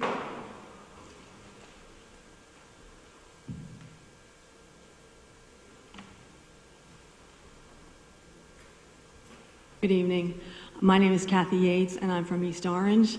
And I came here to talk about cats, but I found the breath knocked out of me to hear that the money that is being paid for the detaining of immigrants, and I want to put my voice to hoping and praying that you all will be instrumental in helping this to be phased out so that we can be proud and not ashamed of our history. And I have to say that before I say anything else, because I feel very humbled in talking about cats, and I'm going to be very brief. But I'm one of those people on the street looking at the cats, picking up cats, rescuing cats, TNRing cats, trying to keep up. And you know what? There is an interconnection between people and cats that I have to bring up because I feel compelled in this evening with what's going on. Any one of us who rescues cats ultimately ends up rescuing some people. There are seniors in need, there are homeless people that we have discovered, that we have helped with food and with social services, and we will continue to do that. But right now, I'm asking if you can please consider what Karen Shinovar has said and putting some money towards 2019 to help medical issues for these cats, TNR I'm talking about in particular. If you do it, it will encourage the municipalities. East Orange is what I'm concerned about in particular. We have no program. I'm hoping that your example will encourage them to come forward and take care of the tremendous problem that they have in East Orange. Thank you very much.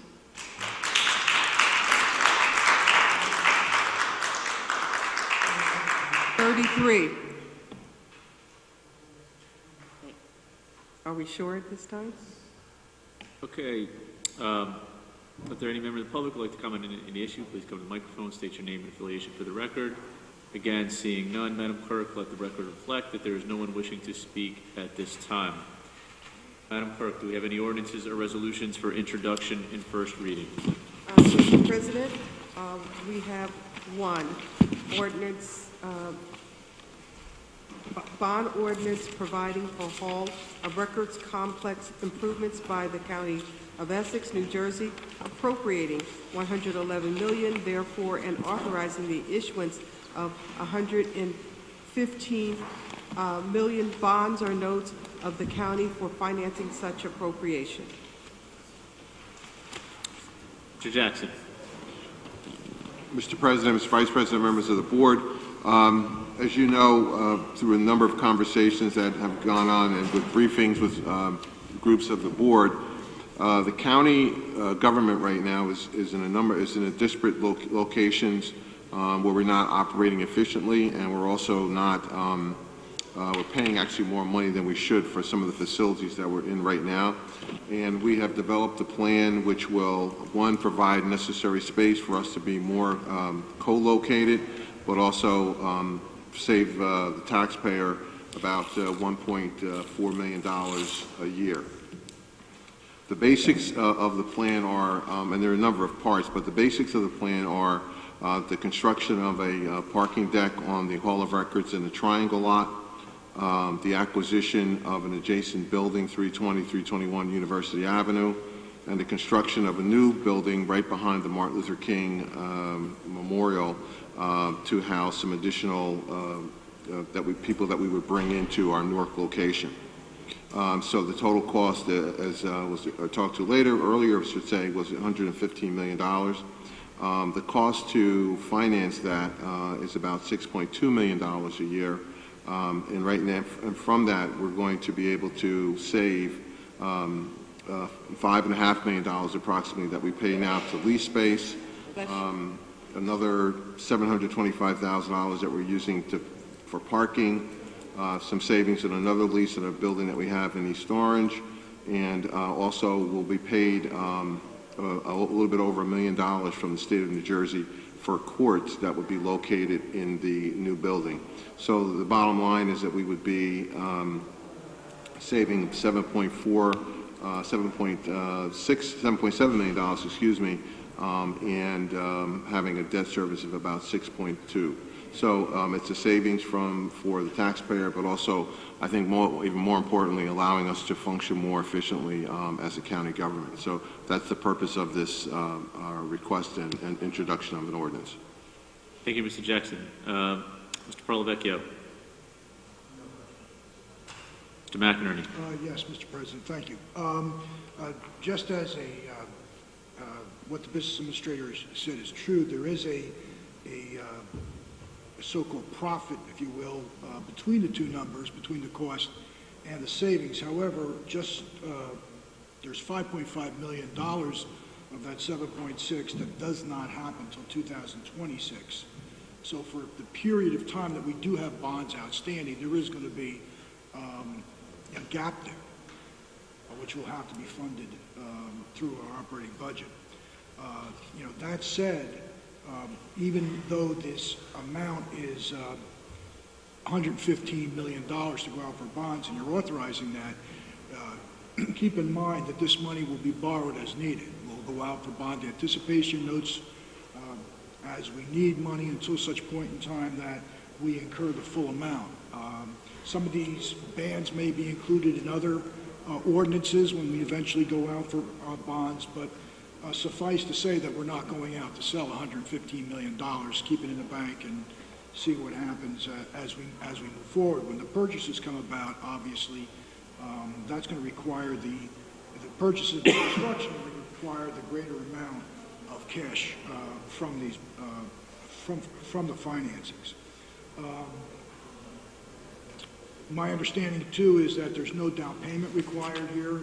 I think we got an affirmative from the state on that.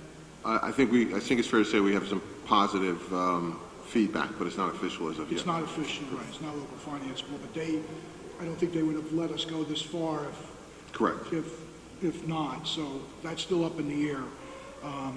There's also $4,750,000 of Section 20 costs that are included in the $115 million, correct? So all our soft costs are in there as well. That is correct. And the useful life of these projects together is over 30 years. It's 34 years. So I guess the bonds could have the capability of going out that long. What I don't know is, when figuring the $6.2 million, what length of time? 30 years at 3.5%. Okay, and that's reasonable. As I said, the useful life is 34 years. So again, the freeholders have been briefed on this, with the county executive and the administration as to a lot more detail than what we're, talking about tonight, and the offsets that we will anticipate eventually that will cover the annual debt service. That's all I have to offer, Mr. President. Thank you, Mr. McInerney. Freeholders, do you have any questions or comments? Just a comment, because I think it's an important point, since the number is 115 million. That does not necessarily mean, as Mr. McInerney said, that we are bonding for that amount and putting it in. It's almost an as-needed basis, and that you'll be back before the board, I'm sure, as we move through this process. And we've had preliminary meetings, as you've said, Mr. McInerney, to talk about this more in depth, not just here tonight, but that we will start to really put some hard numbers around costs, of the project. I mean, I can speak at least on my end that I think the project makes a lot of sense, from a movement of personnel, the long-term implication for the county, and it really could potentially, for the next generation, really set the course, for where we're going to work from and what the county's going to look like. And it's a big project and a big idea, and one that I'm very excited about, but at the same time needs a high level of scrutiny from this board, as we move forward. Mr. President, may I just add, this is an authorization to spend up to 115, but obviously when we start with the purchase of the property and the contracts for construction, that all comes back to the board. Right. Okay. Thank you, Frank. Thank you. Freeholders, any additional questions or comments? Do I have a motion and a second to introduce the ordinance? Moved by Freeholder Mercado. Second by Freeholder Johnson. Roll call, Madam Clerk. Freeholder Bauer. Yes. Freeholder Johnson. Freeholder Jones. Freeholder Luciano. Freeholder Mercado. Freeholder Pomares, absent. Freeholder Vice President Richardson. Freeholder Siebel, absent. Freeholder President Gill. Yes. So moved. Okay, Madam Clerk, moving to ordinance number 2, which has been withdrawn. Let's move to any ordinances or resolutions for listing purposes only. Mr. President, there are none. Okay. Madam Clerk, do we have any ordinances or resolutions on second reading and public hearing tonight? Yes, Mr. President, we have one. Ordinance number O-2018-00015. Ordinance naming the Flamingo exhibit at Essex County Turtleback Zoo as the Drill Family Flamingo exhibit at Essex County Turtleback Zoo in honor of the Drill family. I hereby declare the public hearing on ordinance O-2018-00015 open. If there's any member of the public who would like to comment for or against this ordinance, please come to the microphone, state your name and affiliation. For the record, you'll have 3 minutes to speak. Seeing none, Mr. Parlavecchio, do you have any questions or comments? Mr. McInerney? Freeholders? Freeholders, do I have a motion and a second to close the public hearing on ordinance O-2018-00015? Moved by Freeholder Johnson. Second by Freeholder Mercado. Do I have the same mover and second? Okay, roll call, Madam Clerk. Freeholder Siebel, absent. Freeholder Vice President Richardson. Yes. Freeholder Pomares, absent. Freeholder Mercado. Freeholder Luciano. Freeholder Jones. Freeholder Johnson. Freeholder Bauer. Yes. Freeholder President Gill. Yes. So moved. Thank you, Madam Clerk. Let's move to resolution number 1. You can read it into a record at a later time. Mr. Jackson. Mr. President, as Mr. McInerney alluded to earlier, we are applying to the local finance board to get a waiver for the down payment requirement for the ordinance that we just discussed. As you know, previously we put up, the board authorized $4 million for some exploratory and some additional, initial soft cost work toward this project, which was $4 million, and we're going to put another $1.48 million in next year's budget to supplement that so that we would have the full complement of the 5% required. So we're going to go before the local finance board to get that approved, and we are guardedly optimistic that they're going to approve that. Thank you, Mr. Jackson. Mr. Parlavecchio. And mechanically, this is required. This is the authorization of the governing body that applies to the local finance board to allow that. Thank you, Mr. McInerney. No other questions. Freeholders. Do I have a motion and a second? Move it. Moved by Vice President Richardson. Second. Second by Freeholder Bauer. Roll call, Madam Clerk. Freeholder Bauer. Yes. Freeholder Johnson. Freeholder Jones. Freeholder Luciano. Freeholder Mercado. Freeholder Pomares, absent. Freeholder Vice President Richardson. Yes. Freeholder Siebel, absent. Freeholder President Gill. Yes. So moved. Thank you, Madam Clerk. Moving to resolution number 2. We can read it into the record at a later time. Mr. Jackson. Mr. President, Director Fishman and Roberto Alvarez from the department are here to explain this item. Good evening, President Gill and freeholders. This is an amendment of a letter of intent. We were before you once before, and you voted to accept it, but the state made a mistake. And through you, Mr. President, name and I apologize. Eileen Fishman, Acting Director of Community Health Services, with my program monitor, Roberto Alvarez. So anyway, this is a letter of intent that you accepted with a number of $1.487 million, and the state made a mistake and reduced it to 1,372,358. So we're requesting an amendment. Thank you. Mr. Parlavecchio? Mr. McInerney. Is this an amendment or is it just the acceptance? Actually, it's an acceptance of an amendment of a letter of intent.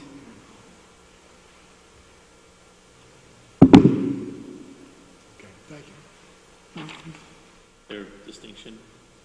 Yeah. Any between? No, it's fine. Fine? Yeah. Okay. A letter of acceptance, a new letter. Freeholders, questions or comments? Do I have a mover and a second? Moved by Freeholder Jones. Second by Freeholder Mercado. Roll call, Madam Clerk. Freeholder Siebel, absent Freeholder Vice President Richardson. Freeholder Pomares, absent Freeholder Mercado. Freeholder Luciano. Freeholder Jones. Freeholder Johnson. Freeholder Bauer. Yes. Freeholder President Gill. Yes. So moved. Thank you, Madam Clerk. Resolutions number 3 and 4, which we'll read into the record at a later time. Division of Senior Services. Mr. Jackson, taking resolution number 3. We just did 3. Oh, 4 was withdrawn, actually, so number 3 is fine. Yeah. So 5. Division of Family Assistance and Benefits for number 5. I'm sorry, Mr. President, I'm Okay. confused. Item 3 is a budget insertion of revenue for the Department of Economic Development, Training, and Employment. This is for a senior citizen bus, and it is allocating $83,300 for that purpose. Carl Vecchio. No questions. Mr. McInerney. No questions. Freeholders. Have a mover and a second. Second. Freeholder Mercado, second by Freeholder Bauer. Roll call, Madam Clerk. Freeholder Bauer. Yes. Freeholder Johnson. Freeholder Jones. Freeholder Luciano. Freeholder Mercado. Freeholder Pomares, absent Freeholder Vice President Richardson. Freeholder Siebel, absent Freeholder President Gill. Yes. So moved. Thank you, Madam Clerk. Resolution number 4 has been withdrawn by the administration. Moving to resolution number 5. Madam Clerk, we can read that into record at a later time. Mr. Jackson. Mr. President, Director Paige Hawkins is here to address this item.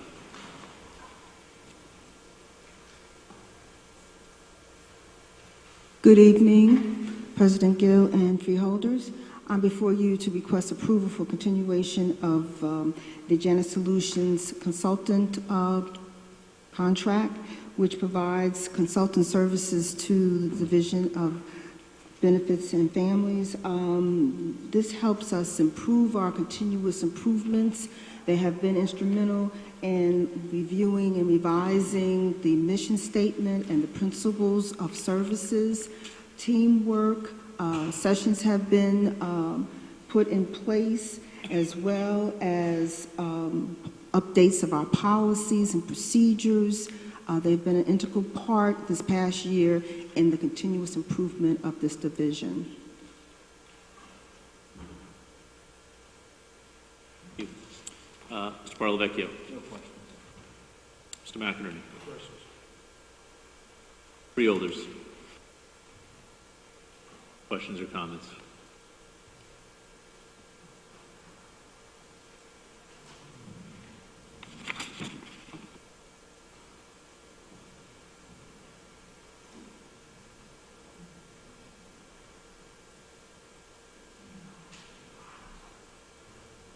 For your contract?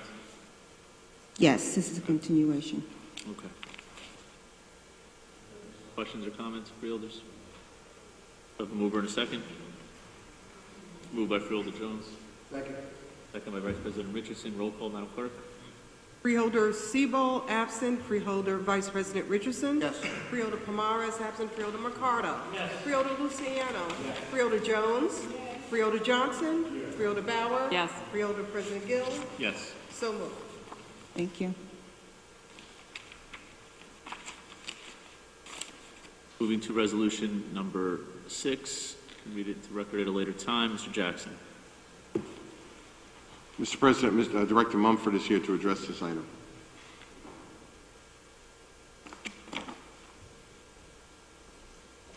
Good evening. Julius Monfort, Acting Division Director, Essex County Division of Training and Employment. I'm here before you tonight to ask for permission to provide individual training contracts for constituents who come to the One Stop who have been deemed receive unemployment, or their constituents who are looking to better themselves in the employment area. These contracts are used for training programs that the state has certified from the top of the state to the bottom of the state for school training programs that each individual select on their own. No counselor can point them into any direction to where they go.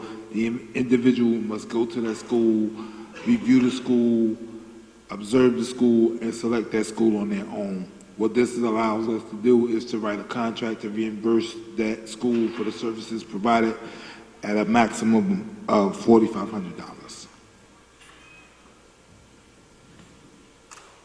Thank you. Mr. Parlavecchio.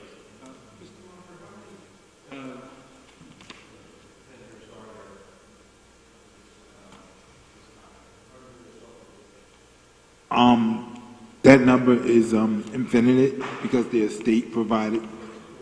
It's, as long as it's certified by the state, we can write a contract for that vendor.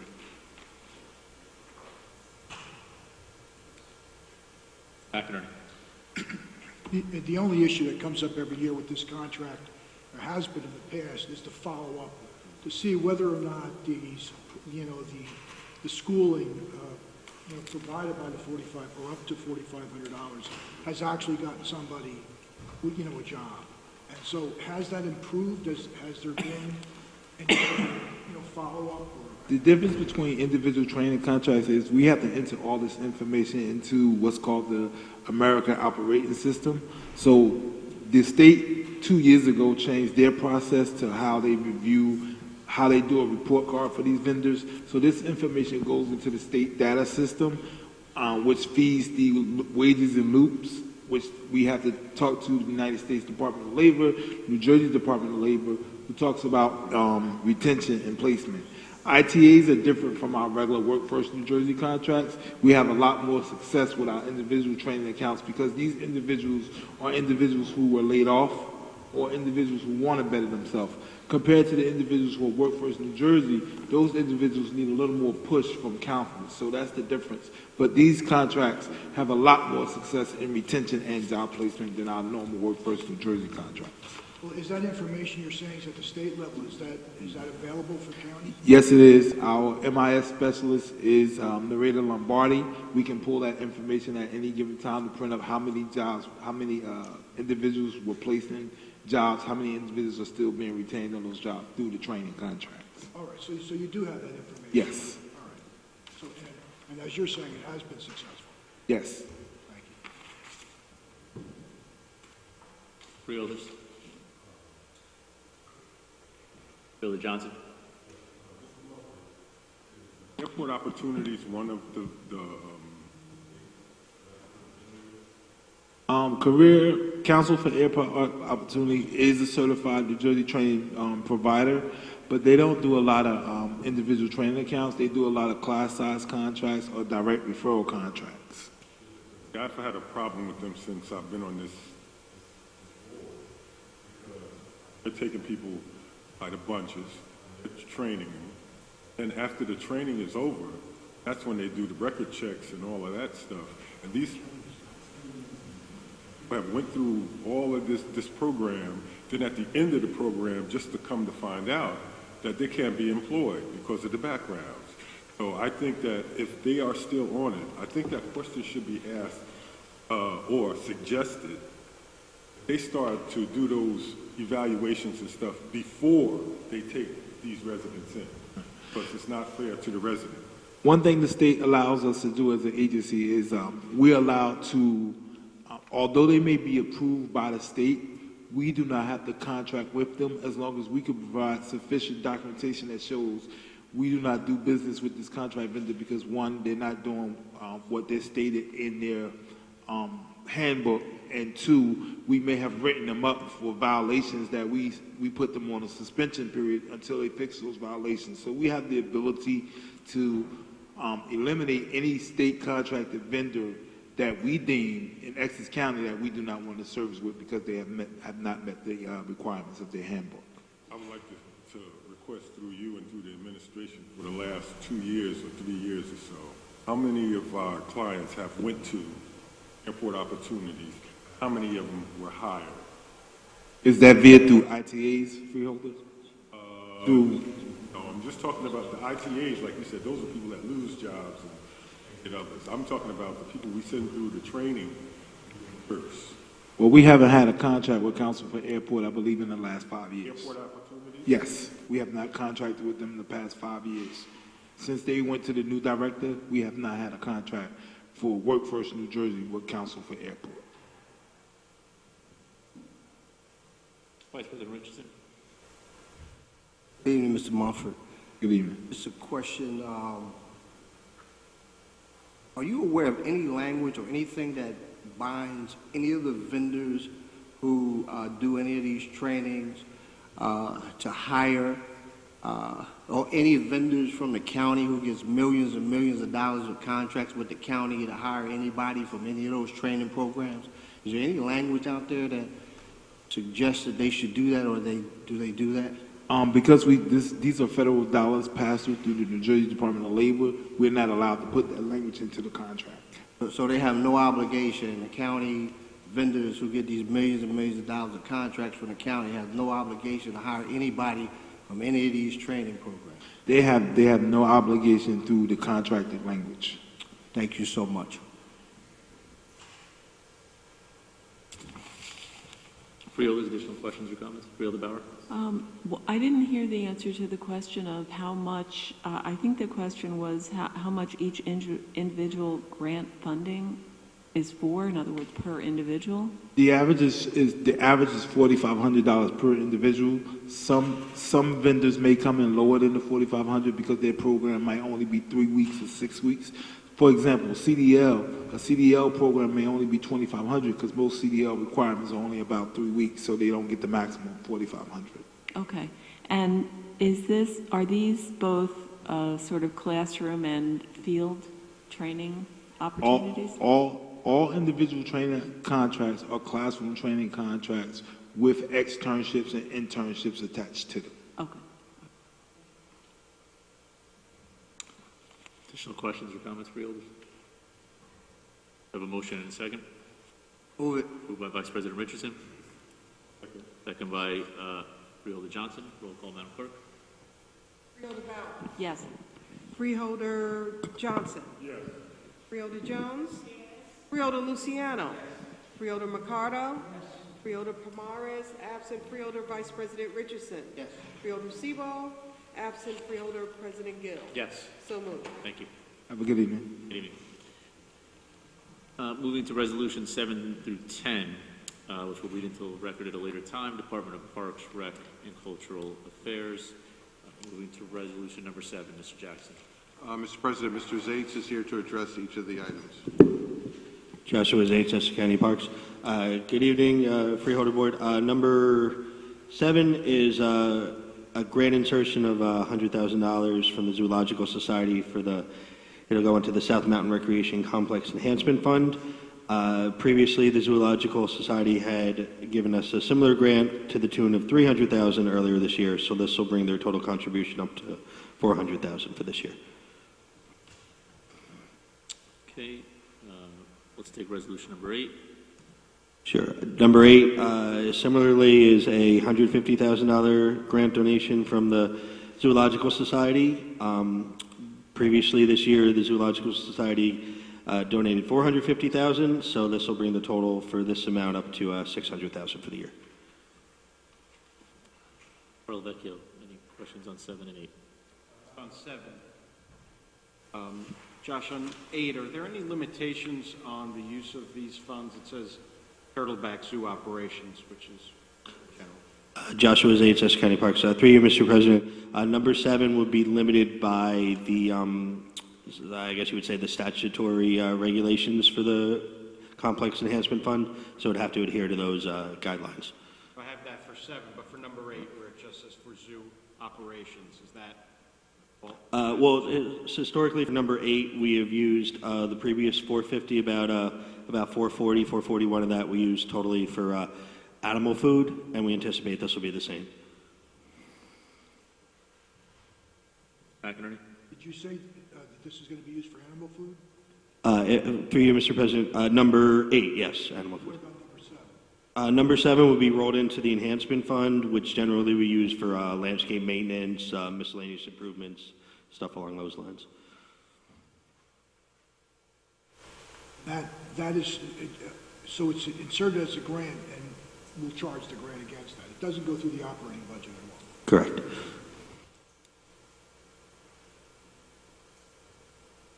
Would you like me to move on to number 9? No, actually, no, with freeholders, number 7, number 8.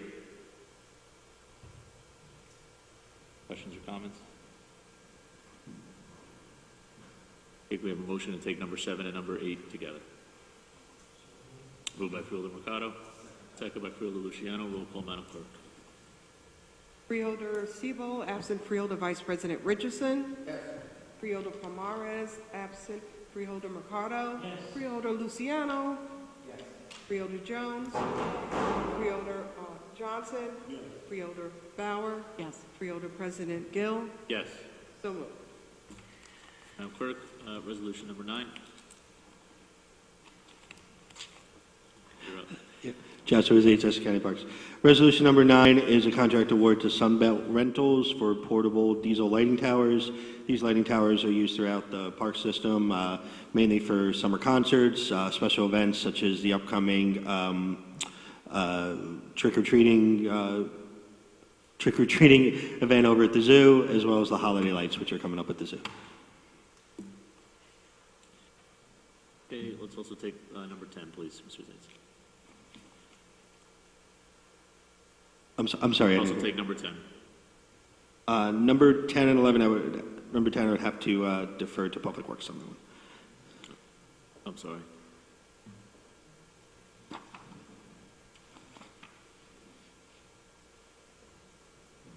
Back to resolution, my apologies. Moving back to resolution number 9. I'm sorry. So 10 is not in parks. Okay. Mr. Parlavecchio? No questions on 9. McInerney? No questions. Freeholders? Have a mover and a second? I'll move it. Moved by Freeholder Bauer. Second by Freeholder Mercado. Roll call, Madam Clerk. Freeholder Bauer. Yes. Freeholder Johnson. Yes. Freeholder Jones. Yes. Freeholder Luciano. Yes. Freeholder Mercado. Yes. Freeholder Pomares, absent. Freeholder Vice President Richardson. Yes. Freeholder Siebel, absent. Freeholder President Gill. Yes. So moved. Thank you, Madam Clerk. Moving to resolution number 10. Lead into the record at a later time, Mr. Jackson. Mr. President, representatives from Public Works are here. I believe Ms. Pena and I think Henry is here as well. Yes, correct. Good evening, freeholders. My name is Janet Pena, and I'm here on behalf of Essex County DPW. Item number 10 is Department of Public Works and Department of Parks, Recreation, and Cultural Affairs contract award to American Wear Incorporated to furnish and deliver uniform rental and cleaning services. This is a 2-year contract extension, amount not to exceed $160,000. Thank you. Parlavecchio? No questions. McInerney? No questions. Freeholders? Mover and a second. By Freeholder Jones. Second by Freeholder Mercado. Roll call, Madam Clerk. Freeholder Siebel, absent. Freeholder Vice President Richardson. Yes. Freeholder Pomares, absent. Freeholder Mercado. Yes. Freeholder Luciano. Yes. Freeholder Jones. Yes. Freeholder Johnson. Yes. Freeholder Bauer. Yes. Freeholder President Gill. Yes. So moved. Thank you. Moving to resolution number 11. Get into the record at a later time. Mr. Jackson. This is for a county budget insertion of items of revenue from the State of New Jersey Department of Transportation for Essex County's annual transportation program, as known as ATP, Department of Public Works. The amount is $9,724,071. This is from the State DOT Transportation Trust Fund. Okay, Mr. McInerney. Excuse me, Mr. Parlavecchio. Questions. McInerney. These numbers have grown in the last couple of years. Was last year this amount too? Yes, it was. Yes, it was, sir. It was around the same, right? Yes, sir. And then the year before that, what was it? It was much lower, right? Maybe lower than that. All right, thank you. You're welcome, sir. Freeholders?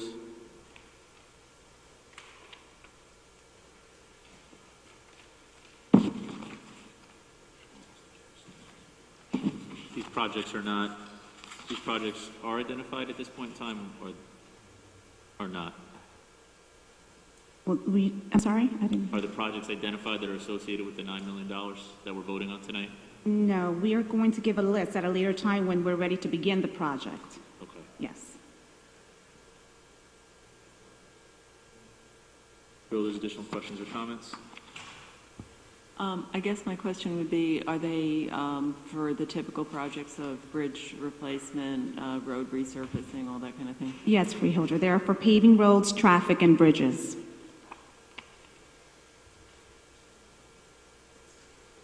No comments or questions? Do I have a mover and a second? Move it. By Freeholder Bauer, second by Freeholder Mercado. Roll call, Madam Clerk. Freeholder Bauer. Yes. Freeholder Johnson. Freeholder Jones. Freeholder Luciano. Freeholder Mercado. Freeholder Pomares, absent. Freeholder Vice President Richardson. Freeholder Siebel, absent. Freeholder President Gill. Yes. So moved. Thank you, Madam Clerk. Moving to resolution number 12. We can read it into the record at a later time. Mr. Jackson. Ms. Payne? Item number 12 is Department of Public Works and Department of Parks, Recreation, and Cultural Affairs Professional Service Agreement to provide engineering environmental services for remediation action of 3 Essex County facilities, ACOM. Amount not to exceed is $199,066. If you have any questions, a representative from ACOM is here today with us.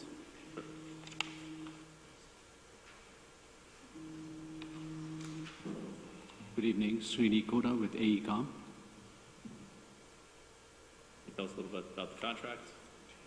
Yeah, the contract is for assisting with the regulatory program with the NJDEP for the 3 sites, which have been previously impacted by underground storage tank leaks. So as part of the program, we are in a timeline and also have to meet some milestones. So right now we finished remedial investigation and we have to progress towards remedial action. So the scope of work is developing remedial action work plans, implementing the remedial action, and also progressing even further towards developing deed notices, soil and groundwater permits, and monitoring of soil and groundwater contaminations.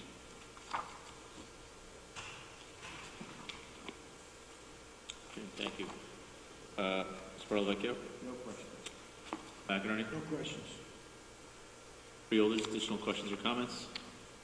Mr. President, Bauer? so is this just for the engineering associated with the, I hate to say, the paperwork, the reporting and permitting and so forth, or does this actually include some of the investigation and remedial action? So we have already completed the remedial investigation part of it. As far as the timeline was there, we had completed that in 2014. And as far as the timeline is meeting the milestone, the next milestone is trying to establish a remedial action by 2019. So as part of the process, we have selected a remedial action, what it's going to be. So now the next step is trying to develop remedial action work plans and going through the process of permitting and also doing some monitoring also because there are soil and groundwater contaminations. So we have delineated the soil and groundwater impacts. So we have to kind of monitor them just to make sure that they are within the limits of our delineation and so forth. Okay, thank you. So this investigation has been going on for approximately 4 years? So we completed the investigation in 2014. Oh, you completed it in 2014? Yeah. And when did it actually start? The investigations, the contaminations were initially detected, or they started working back in the mid to late 90s. So it went through a lot of investigation processes. So the NJDEP has come up under the what we call the New Jersey Site Remediation Reform Act. They have developed a program called Licensed Site Remediation Professional Program. As part of the program, the NJDEP has given, it's more like an analogous to something like a professional engineer kind of overseeing and assisting the DEP to kind of go through the investigation, remediation, and going through the regulatory process. So what we are doing is we are also assisting in that role, as well as we are also assisting with really doing the work in terms of delineation, selecting the remedy, implementation of remedy, monitoring, and all those kind of things. Through you, Mr. President, so the investigation concluded in 2014, and since then you've been going through this particular process? No, we have to, investigation completed, we have to keep monitoring on a period. So you've been monitoring since 2014? Yes. So now you completed your monitoring and you have an action plan? Right. So we know what the action plan is going to be. Now it's as part of the action plan, we have to, as a regulatory process, we have to develop work plans. We have to develop work plans, get approval from the DEP to implement those work plans. And so what do you think the timeline for all of that is going to be? So as far as the regulatory time frame is, by 2019, we have to finish the work plans and define the remedial actions in place. And so when will, in your estimation, when will the remediation actually start? Remediation actually start. It'll be in, say, January, February of 2019. Okay. And in your estimation, how long will that remediation actually take? So the remediation is what we are proposing is something which is called monitored natural attenuation. So it's as part of the as part of that remediation approach, what we are proposing, we have to monitor for 8 quarters, for 2 years worth of monitoring, to make sure that the groundwater contamination plume is not expanding. It is limited, contained, and also at the same time we have to develop D notices so that the soil contamination is capped and the caps are maintained properly. Likewise, we also have to keep monitoring the groundwater so that there's what we call as classification exemption area, so that there's no potable groundwater use in those limits. So this has taken approximately 20-something years to figure out that you're just going to cap it. Right. So it's a slow process. It's a very slow process. Yes. Thank you. Thanks. Yes.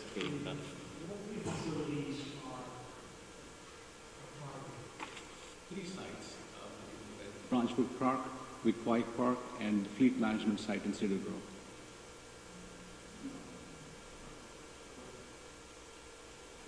Andrew Chemes in Department of Public Works. The three sites are Burns Golf Course, DPW building in Cedar Grove, and Wick Maintenance Yard. What was the last one? Wick Maintenance Yard.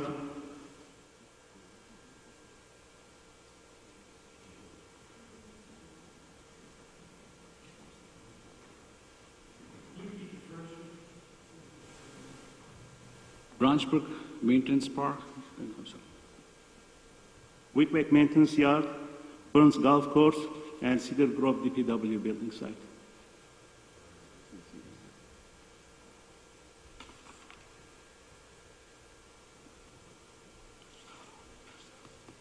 Additional questions or comments, freeholders?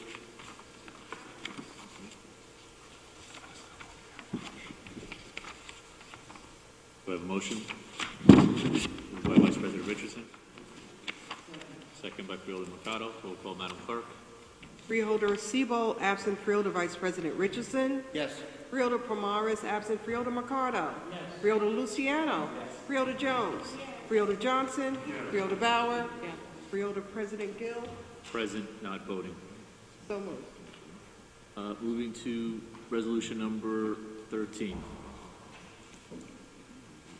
Department of Public Works Division of Engineering Contracts Award to Liberty Mechanical Contractors Incorporated, the lowest responsive and responsible bidder for the replacement of a blow-down tank at the Hall of Records.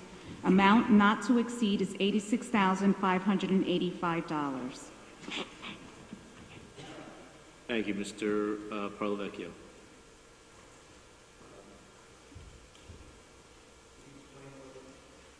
sorry, can you explain what this is, the blow-down tank? Yes, this is actually located in the boiler room in the Hall of Records. This is a 50-year-old tank. We need this before winter because due to the reason why is that the steam hot water needs to be cooled before it is released to a sewer line, so they need to replace this as soon as possible. Mr. McInerney? No questions. Freeholders, any more questions on the blow down tank?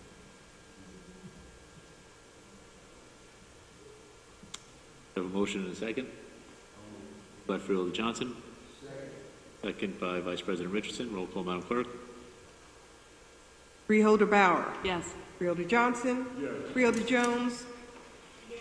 Freeholder Luciano. Yes. Freeholder Mercado. Yes. Freeholder Pomaris absent. Freeholder Vice President Richardson. Yes. Freeholder Siebel absent. Freeholder President Gill. Yes. So moved. Thank you. Have a good evening. Thank you. Moving to resolution number 14, we can read it in the record at a later time. Mr. Jackson. Mr. Coltrane, please. We went out to bid for sundries for the Department of Corrections, Youth House, and Hospital Center, and most responsible bidder. We had 4 bids out of 19 potential, four receiving contracts, for example, for toothpaste and various other things that the inmates and people in the youth house and the hospital center would be using on a daily basis, such as home items. Thank you. Mr. Parlavecchio? No questions. McInerney? No questions. Freeholders? Questions or comments? I will move her in a second. By Freeholder Johnson. Second by Freeholder Mercado. Roll call, Madam Clerk. Freeholder Siebel absent. Freeholder Vice President Richardson. Yes. Freeholder Pomaris absent. Freeholder Mercado. Yes. Freeholder Luciano. Yes. Freeholder Jones. Yes. Freeholder Johnson. Yes. Freeholder Bauer. Yes. Freeholder President Gill. Yes. So moved. Clerk, moving to resolution number 15. You can read it in the record at a later time. Mr. Jackson. Mr. President, item 15, Director Hughes and County Council Gassion are here to explain. This is another exciting shared service, we think. Good evening, Courtney Gassion, Essex County Council. Through you, Mr. President, this is a shared services agreement that the Juvenile Detention Center Division of Youth Services is requesting approval from the board to enter into negotiations and discussions with Union County. The Union County Juvenile Detention Center is anticipated to close towards the end of this year, the beginning of next year. They currently house approximately 11 detainees, and they would like to move their 11 detainees to our facility in Essex County. Pursuant to the shared services agreement, they will pay us a per diem rate per detainee. That rate will be $217.40 per day. You may recall that we have a similar agreement with Passaic County, where we house their detainees as well. The rate is identical.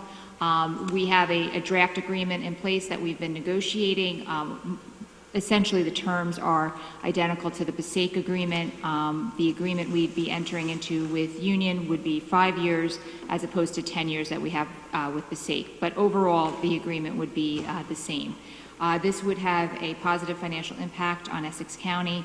The first year, we would anticipate bringing these detainees in March of next year. We would anticipate an income stream of about $1 million for the detainees that we would house on behalf of Union County. Once we roll into the second year, that rate of $217.40 is increased by 2% per year. And I have Director Hughes with me from our Juvenile Detention Center, and we are both happy to answer any questions you may have. Parlavecchio. Director, with the increased number of detainees, will you do you foresee having to hire any additional juvenile detention officers, and if so, will you be looking to any of the Union County? Director Dennis Hughes, to you, Mr. President. Yes, depending on our numbers, as you know, the state requires us to maintain a ratio of 1 to 8 And so depending on what, right now their numbers are only 11. And if they were to come today, that would only bring us to about 60 something residents in total. And so that may mean an additional 5 to 10 officers. Yes. Attorney? Was there like a cost analysis done to say, like, we're bringing in $1 million, but our incremental costs are going to be X amount of dollars, so profit to the county would be some amount? Yes, I don't have that exact number, but I know that a cost analysis was done. And with regard to the hiring of additional juvenile detention officers, that was factored in as well to the cost analysis. We can certainly get that to you for evaluation. And just to further to Mr. Parlavecchio's point, part of the agreement will be that we will grant interviews to any Union County juvenile detention officers who are qualified and are interested in becoming employed by Essex County. One other caveat I will mention, because this will be coming to the board probably in a few months, Union County actually currently houses Hudson County detainees as well, because Hudson County closed their facility several years back. So as part of the Union County agreement, we will probably end up absorbing some Hudson County detainees as well, but that would be a separate shared services agreement.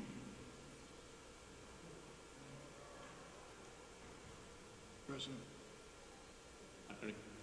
I read about this in the paper, but all of the juvenile population has been reduced overall. Oh, I'm sorry. Statewide. Yes, that's correct. And Director Hughes can speak further to that. Yes, Director Hughes, to you, Mr. President. And that's through the various programs that have come out, the Juvenile Detention Alternative Initiatives, which we operate as well, wrist bracelets, ankle bracelets, night reporting programs have really reduced for everybody. As I said, Union County's population right now is 10, where Hudson County's population also is down to, I think, 12 is what they told us. So, it's a big reduction. Yes.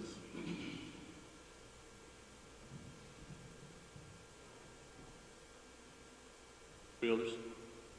Vice President Richard. To you, Mr. President. What's the population in Essex County? Right now, our population as today was 57. Excuse me? 57. That's between Essex and Passaic County. How many, Director, how many of those are from Passaic? 20. Those 30 from Essex? 30 from 37. Essex? 37 from Essex County, 20 from Passaic. We're going to get 11 from Union and 12 from Hudson. Right now, we're Union. With Hudson is still negotiating. Thank you. Freeholder Bauer? Yes, through you, Mr. President.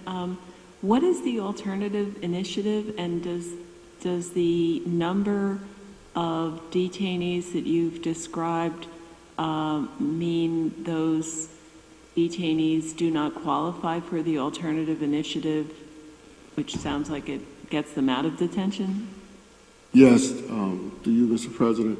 Alternative initiatives are programs, for example, like an ankle bracelet, GPS monitoring, or some other form of monitoring outside of detention based on the courts. That's the decision made by the courts themselves. Okay. And so the detainee, sadly, that's being held in detention is really a detainee whose charges are quite serious, probably shootings, murders, at that type level. I understand. I have one other question, Mr. President, if you don't mind. Would the educational cost with our educational contractor also be increased because of this? So both education and our medical costs would remain stable. However, they get reimbursed by the sending county. So whether it's Union or Passaic, a percentage that's attributed to the population that they have housed with us gets paid back to the county pursuant to the shared services agreement. That is correct. Okay.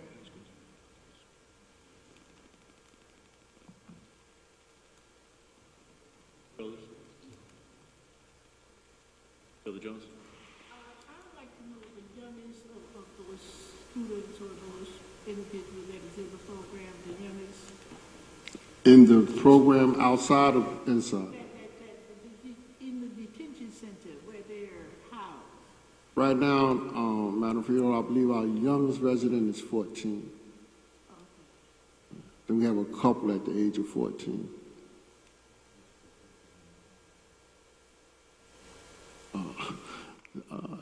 One is charged with murder, the other one is a carjacking. And how old was that? 14. The two 14s that I just mentioned, one is charged, ma'am? Are those the youngest? Yes, 14, right. Both exits. Yes, ma'am.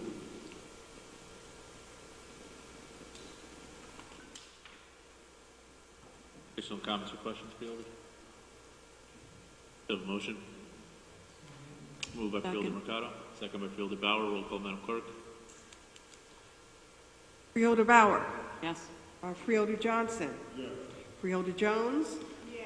Freeholder Luciano. Yes. Freeholder Mercado. Yes. Freeholder Pomares, absent. Freeholder Vice President Richardson. Yes. Freeholder Sebo, absent. Freeholder President Gill. Yes. So moved. Thank you, Madam Clerk. Moving to resolution number 16. Read to the record at a later time. Mr. Jackson. Ms. Gazione? Courtney Gassione, Essex County Council, through you, Mr. President. Resolution 16 is an extension of the Title 4D reimbursement agreement between the County of Essex and the New Jersey Department of Human Services. This is a 2-month extension request from October 1, 2018 through November 30th, 2018. You'll recall this is an agreement that we come to you for each year. This is a reimbursement that we receive from the state of New Jersey. The amount is reimbursed to us for costs associated with work done through the County Counsel's Office in support of child support services, paternity testing, and recouping costs on behalf of the county. We have 3 attorneys that are assigned to this division, and we are able to reimburse a portion of their salary and other administrative costs associated with the work that they do. In that regard.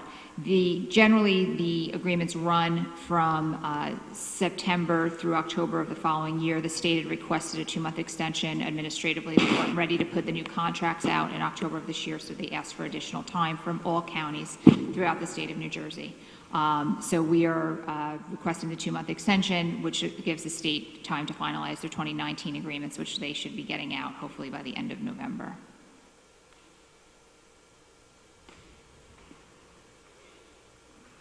No questions. Ms. McInerney? No questions. Freeholders? Over in a second. Moved by Freeholder Mercado. Second by Freeholder Johnson. Roll call, Madam Clerk. Freeholder Sebo, absent. Freeholder Vice President Richardson. Yes. Freeholder Pomares, absent. Freeholder Mercado. Yes. Freeholder Luciano. Yes. Freeholder Jones. Yes. Freeholder Johnson. Freeholder Bauer. Yes. Freeholder President Gill. Yes. So moved. Moving to resolution number 17, read the record at a later time. Mr. Jackson. Ms. Gazione? Courtney Gassione, Essex County Council, through you, Mr. President. This is a request to increase the legal services agreement between the County of Essex and the law firm of McElroy, Deutsch, and Mulvaney and Carpenter. This contract that we came to you to approve earlier this year runs from January 1st, 2018 through December 31st, 2018. This is the representation by this firm as outside counsel on behalf of the County Executive Joseph DiVincenzo in a litigation filed by 2 former employees of Essex County College, Rashida Hassan and Dr. Gail Gibson. The firm is representing Mr. DiVincenzo in this litigation. You may recall when we previously came to you for this contract, they were seeking a motion to dismiss several of the counts in the complaint against Mr. DiVincenzo. There were a total of 4 counts that had been brought against the county executive. One of those counts has been dismissed. The other 3 still remain. So at this point, discovery has started. The depositions are being scheduled. Paper discovery is being exchanged between the parties. So the additional amount of this contract was $40,000. We are asking to increase it by another $65,000 for those discovery costs that are going to be associated with continuing the litigation. That would bring the total amount of the contract to $105,000.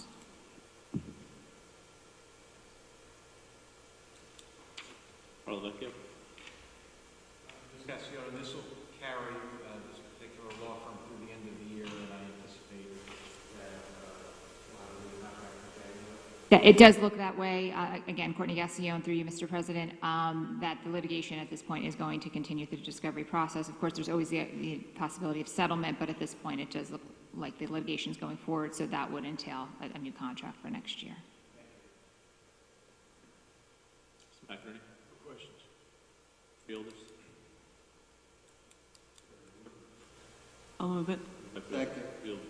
Moved by Freeholder Bauer, second by Vice President Richardson. Roll call, Madam Clerk. Freeholder Bauer. Yes. Freeholder Johnson. Yes. Freeholder Jones. Freeholder Luciano. Yes. Freeholder Mercado. Yes. Freeholder Pomares, absent. Freeholder Vice President Richardson. Yes. Freeholder Siebold, absent. Freeholder President Gill. Yes. So moved. Thank you, Madam Clerk. Moving to resolution number 18, can be into the record at a later time. Mr. Jackson.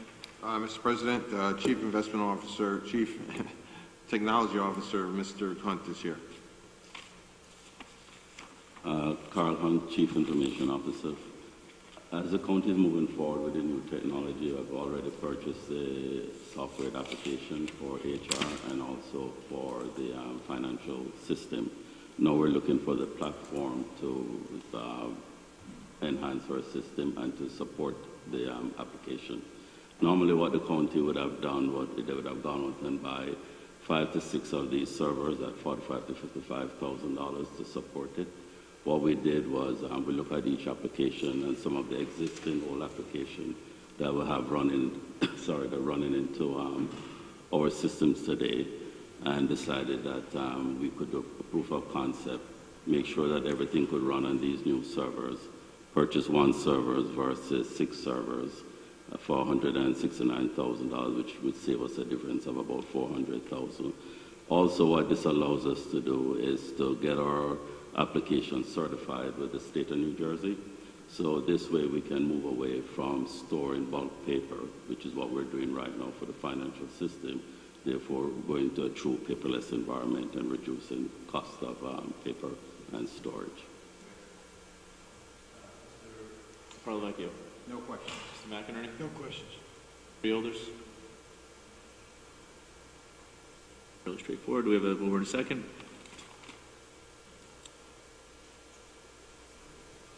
Mover and a second. Move it. Moved by Vice President Richards, second by Freeholder Mercado. Roll call, Madam Clerk. Freeholder Siebold, absent. Freeholder Vice President Richardson. Yes. Freeholder Pomares, absent. Freeholder Mercado. Yes. Freeholder Luciano. Yes. Freeholder Jones. Freeholder Johnson. Yes. Freeholder Bauer. Yes. Freeholder President Gill. Yes. So moved. Thank you, Madam Clerk. Moving to resolutions 19 through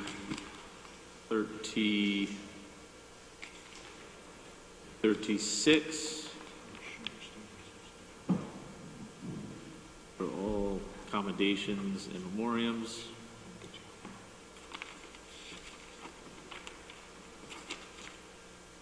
Do I have a mover in a second? Added to 32, and you said 36 as well? Through 35. I'm sorry, 36, excuse me, through 36. I'd like to be added to 36, if you don't. Very good.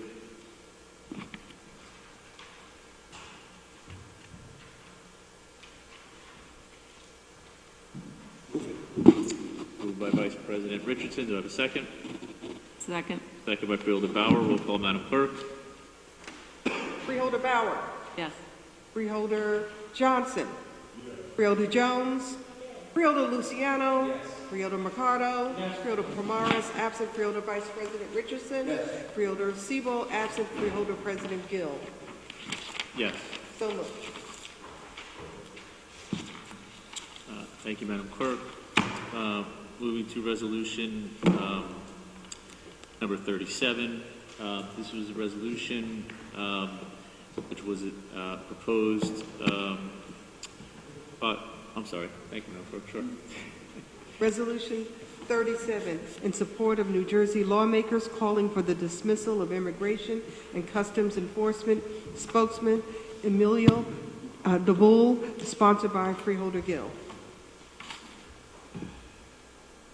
Thank you, Madam Clerk. This is a resolution for my colleagues on the board, which is supporting the congressional delegation and their action to call for the dismissal of the Immigration and Customs Enforcement spokesman, Emilio DeBull.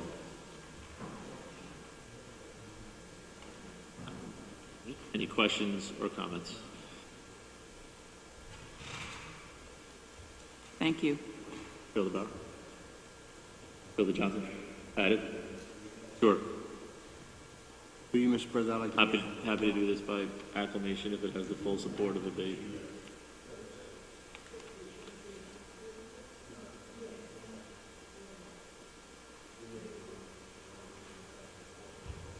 Oh, President, is it by acclamation?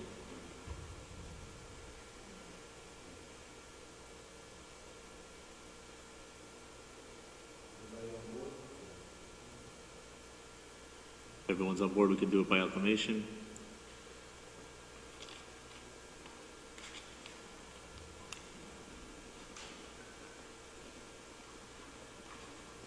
Okay. Thank you. I'll second. Okay. That's fine, thank you. I'll move it. Second by Vice President Richardson. Roll call, Madam Clerk. Freeholder Sebald absent. Freeholder Vice President Richardson? Yes. Freeholder Pomares, absent. Freeholder Mercado? Yes. Freeholder Luciano? Yes. Freeholder Jones? Freeholder Johnson? Yes. Freeholder Bauer? Yes. Freeholder President Gill? Yes. So moved. Thank you.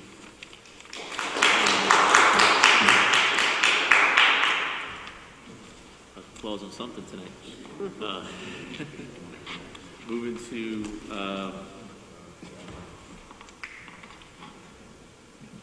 this also would be remiss. I just want to. I know we had another member of the Township Committee also who joined us. Want to thank you for being here. Your colleagues were here earlier. Thank you for stopping in tonight and for having us.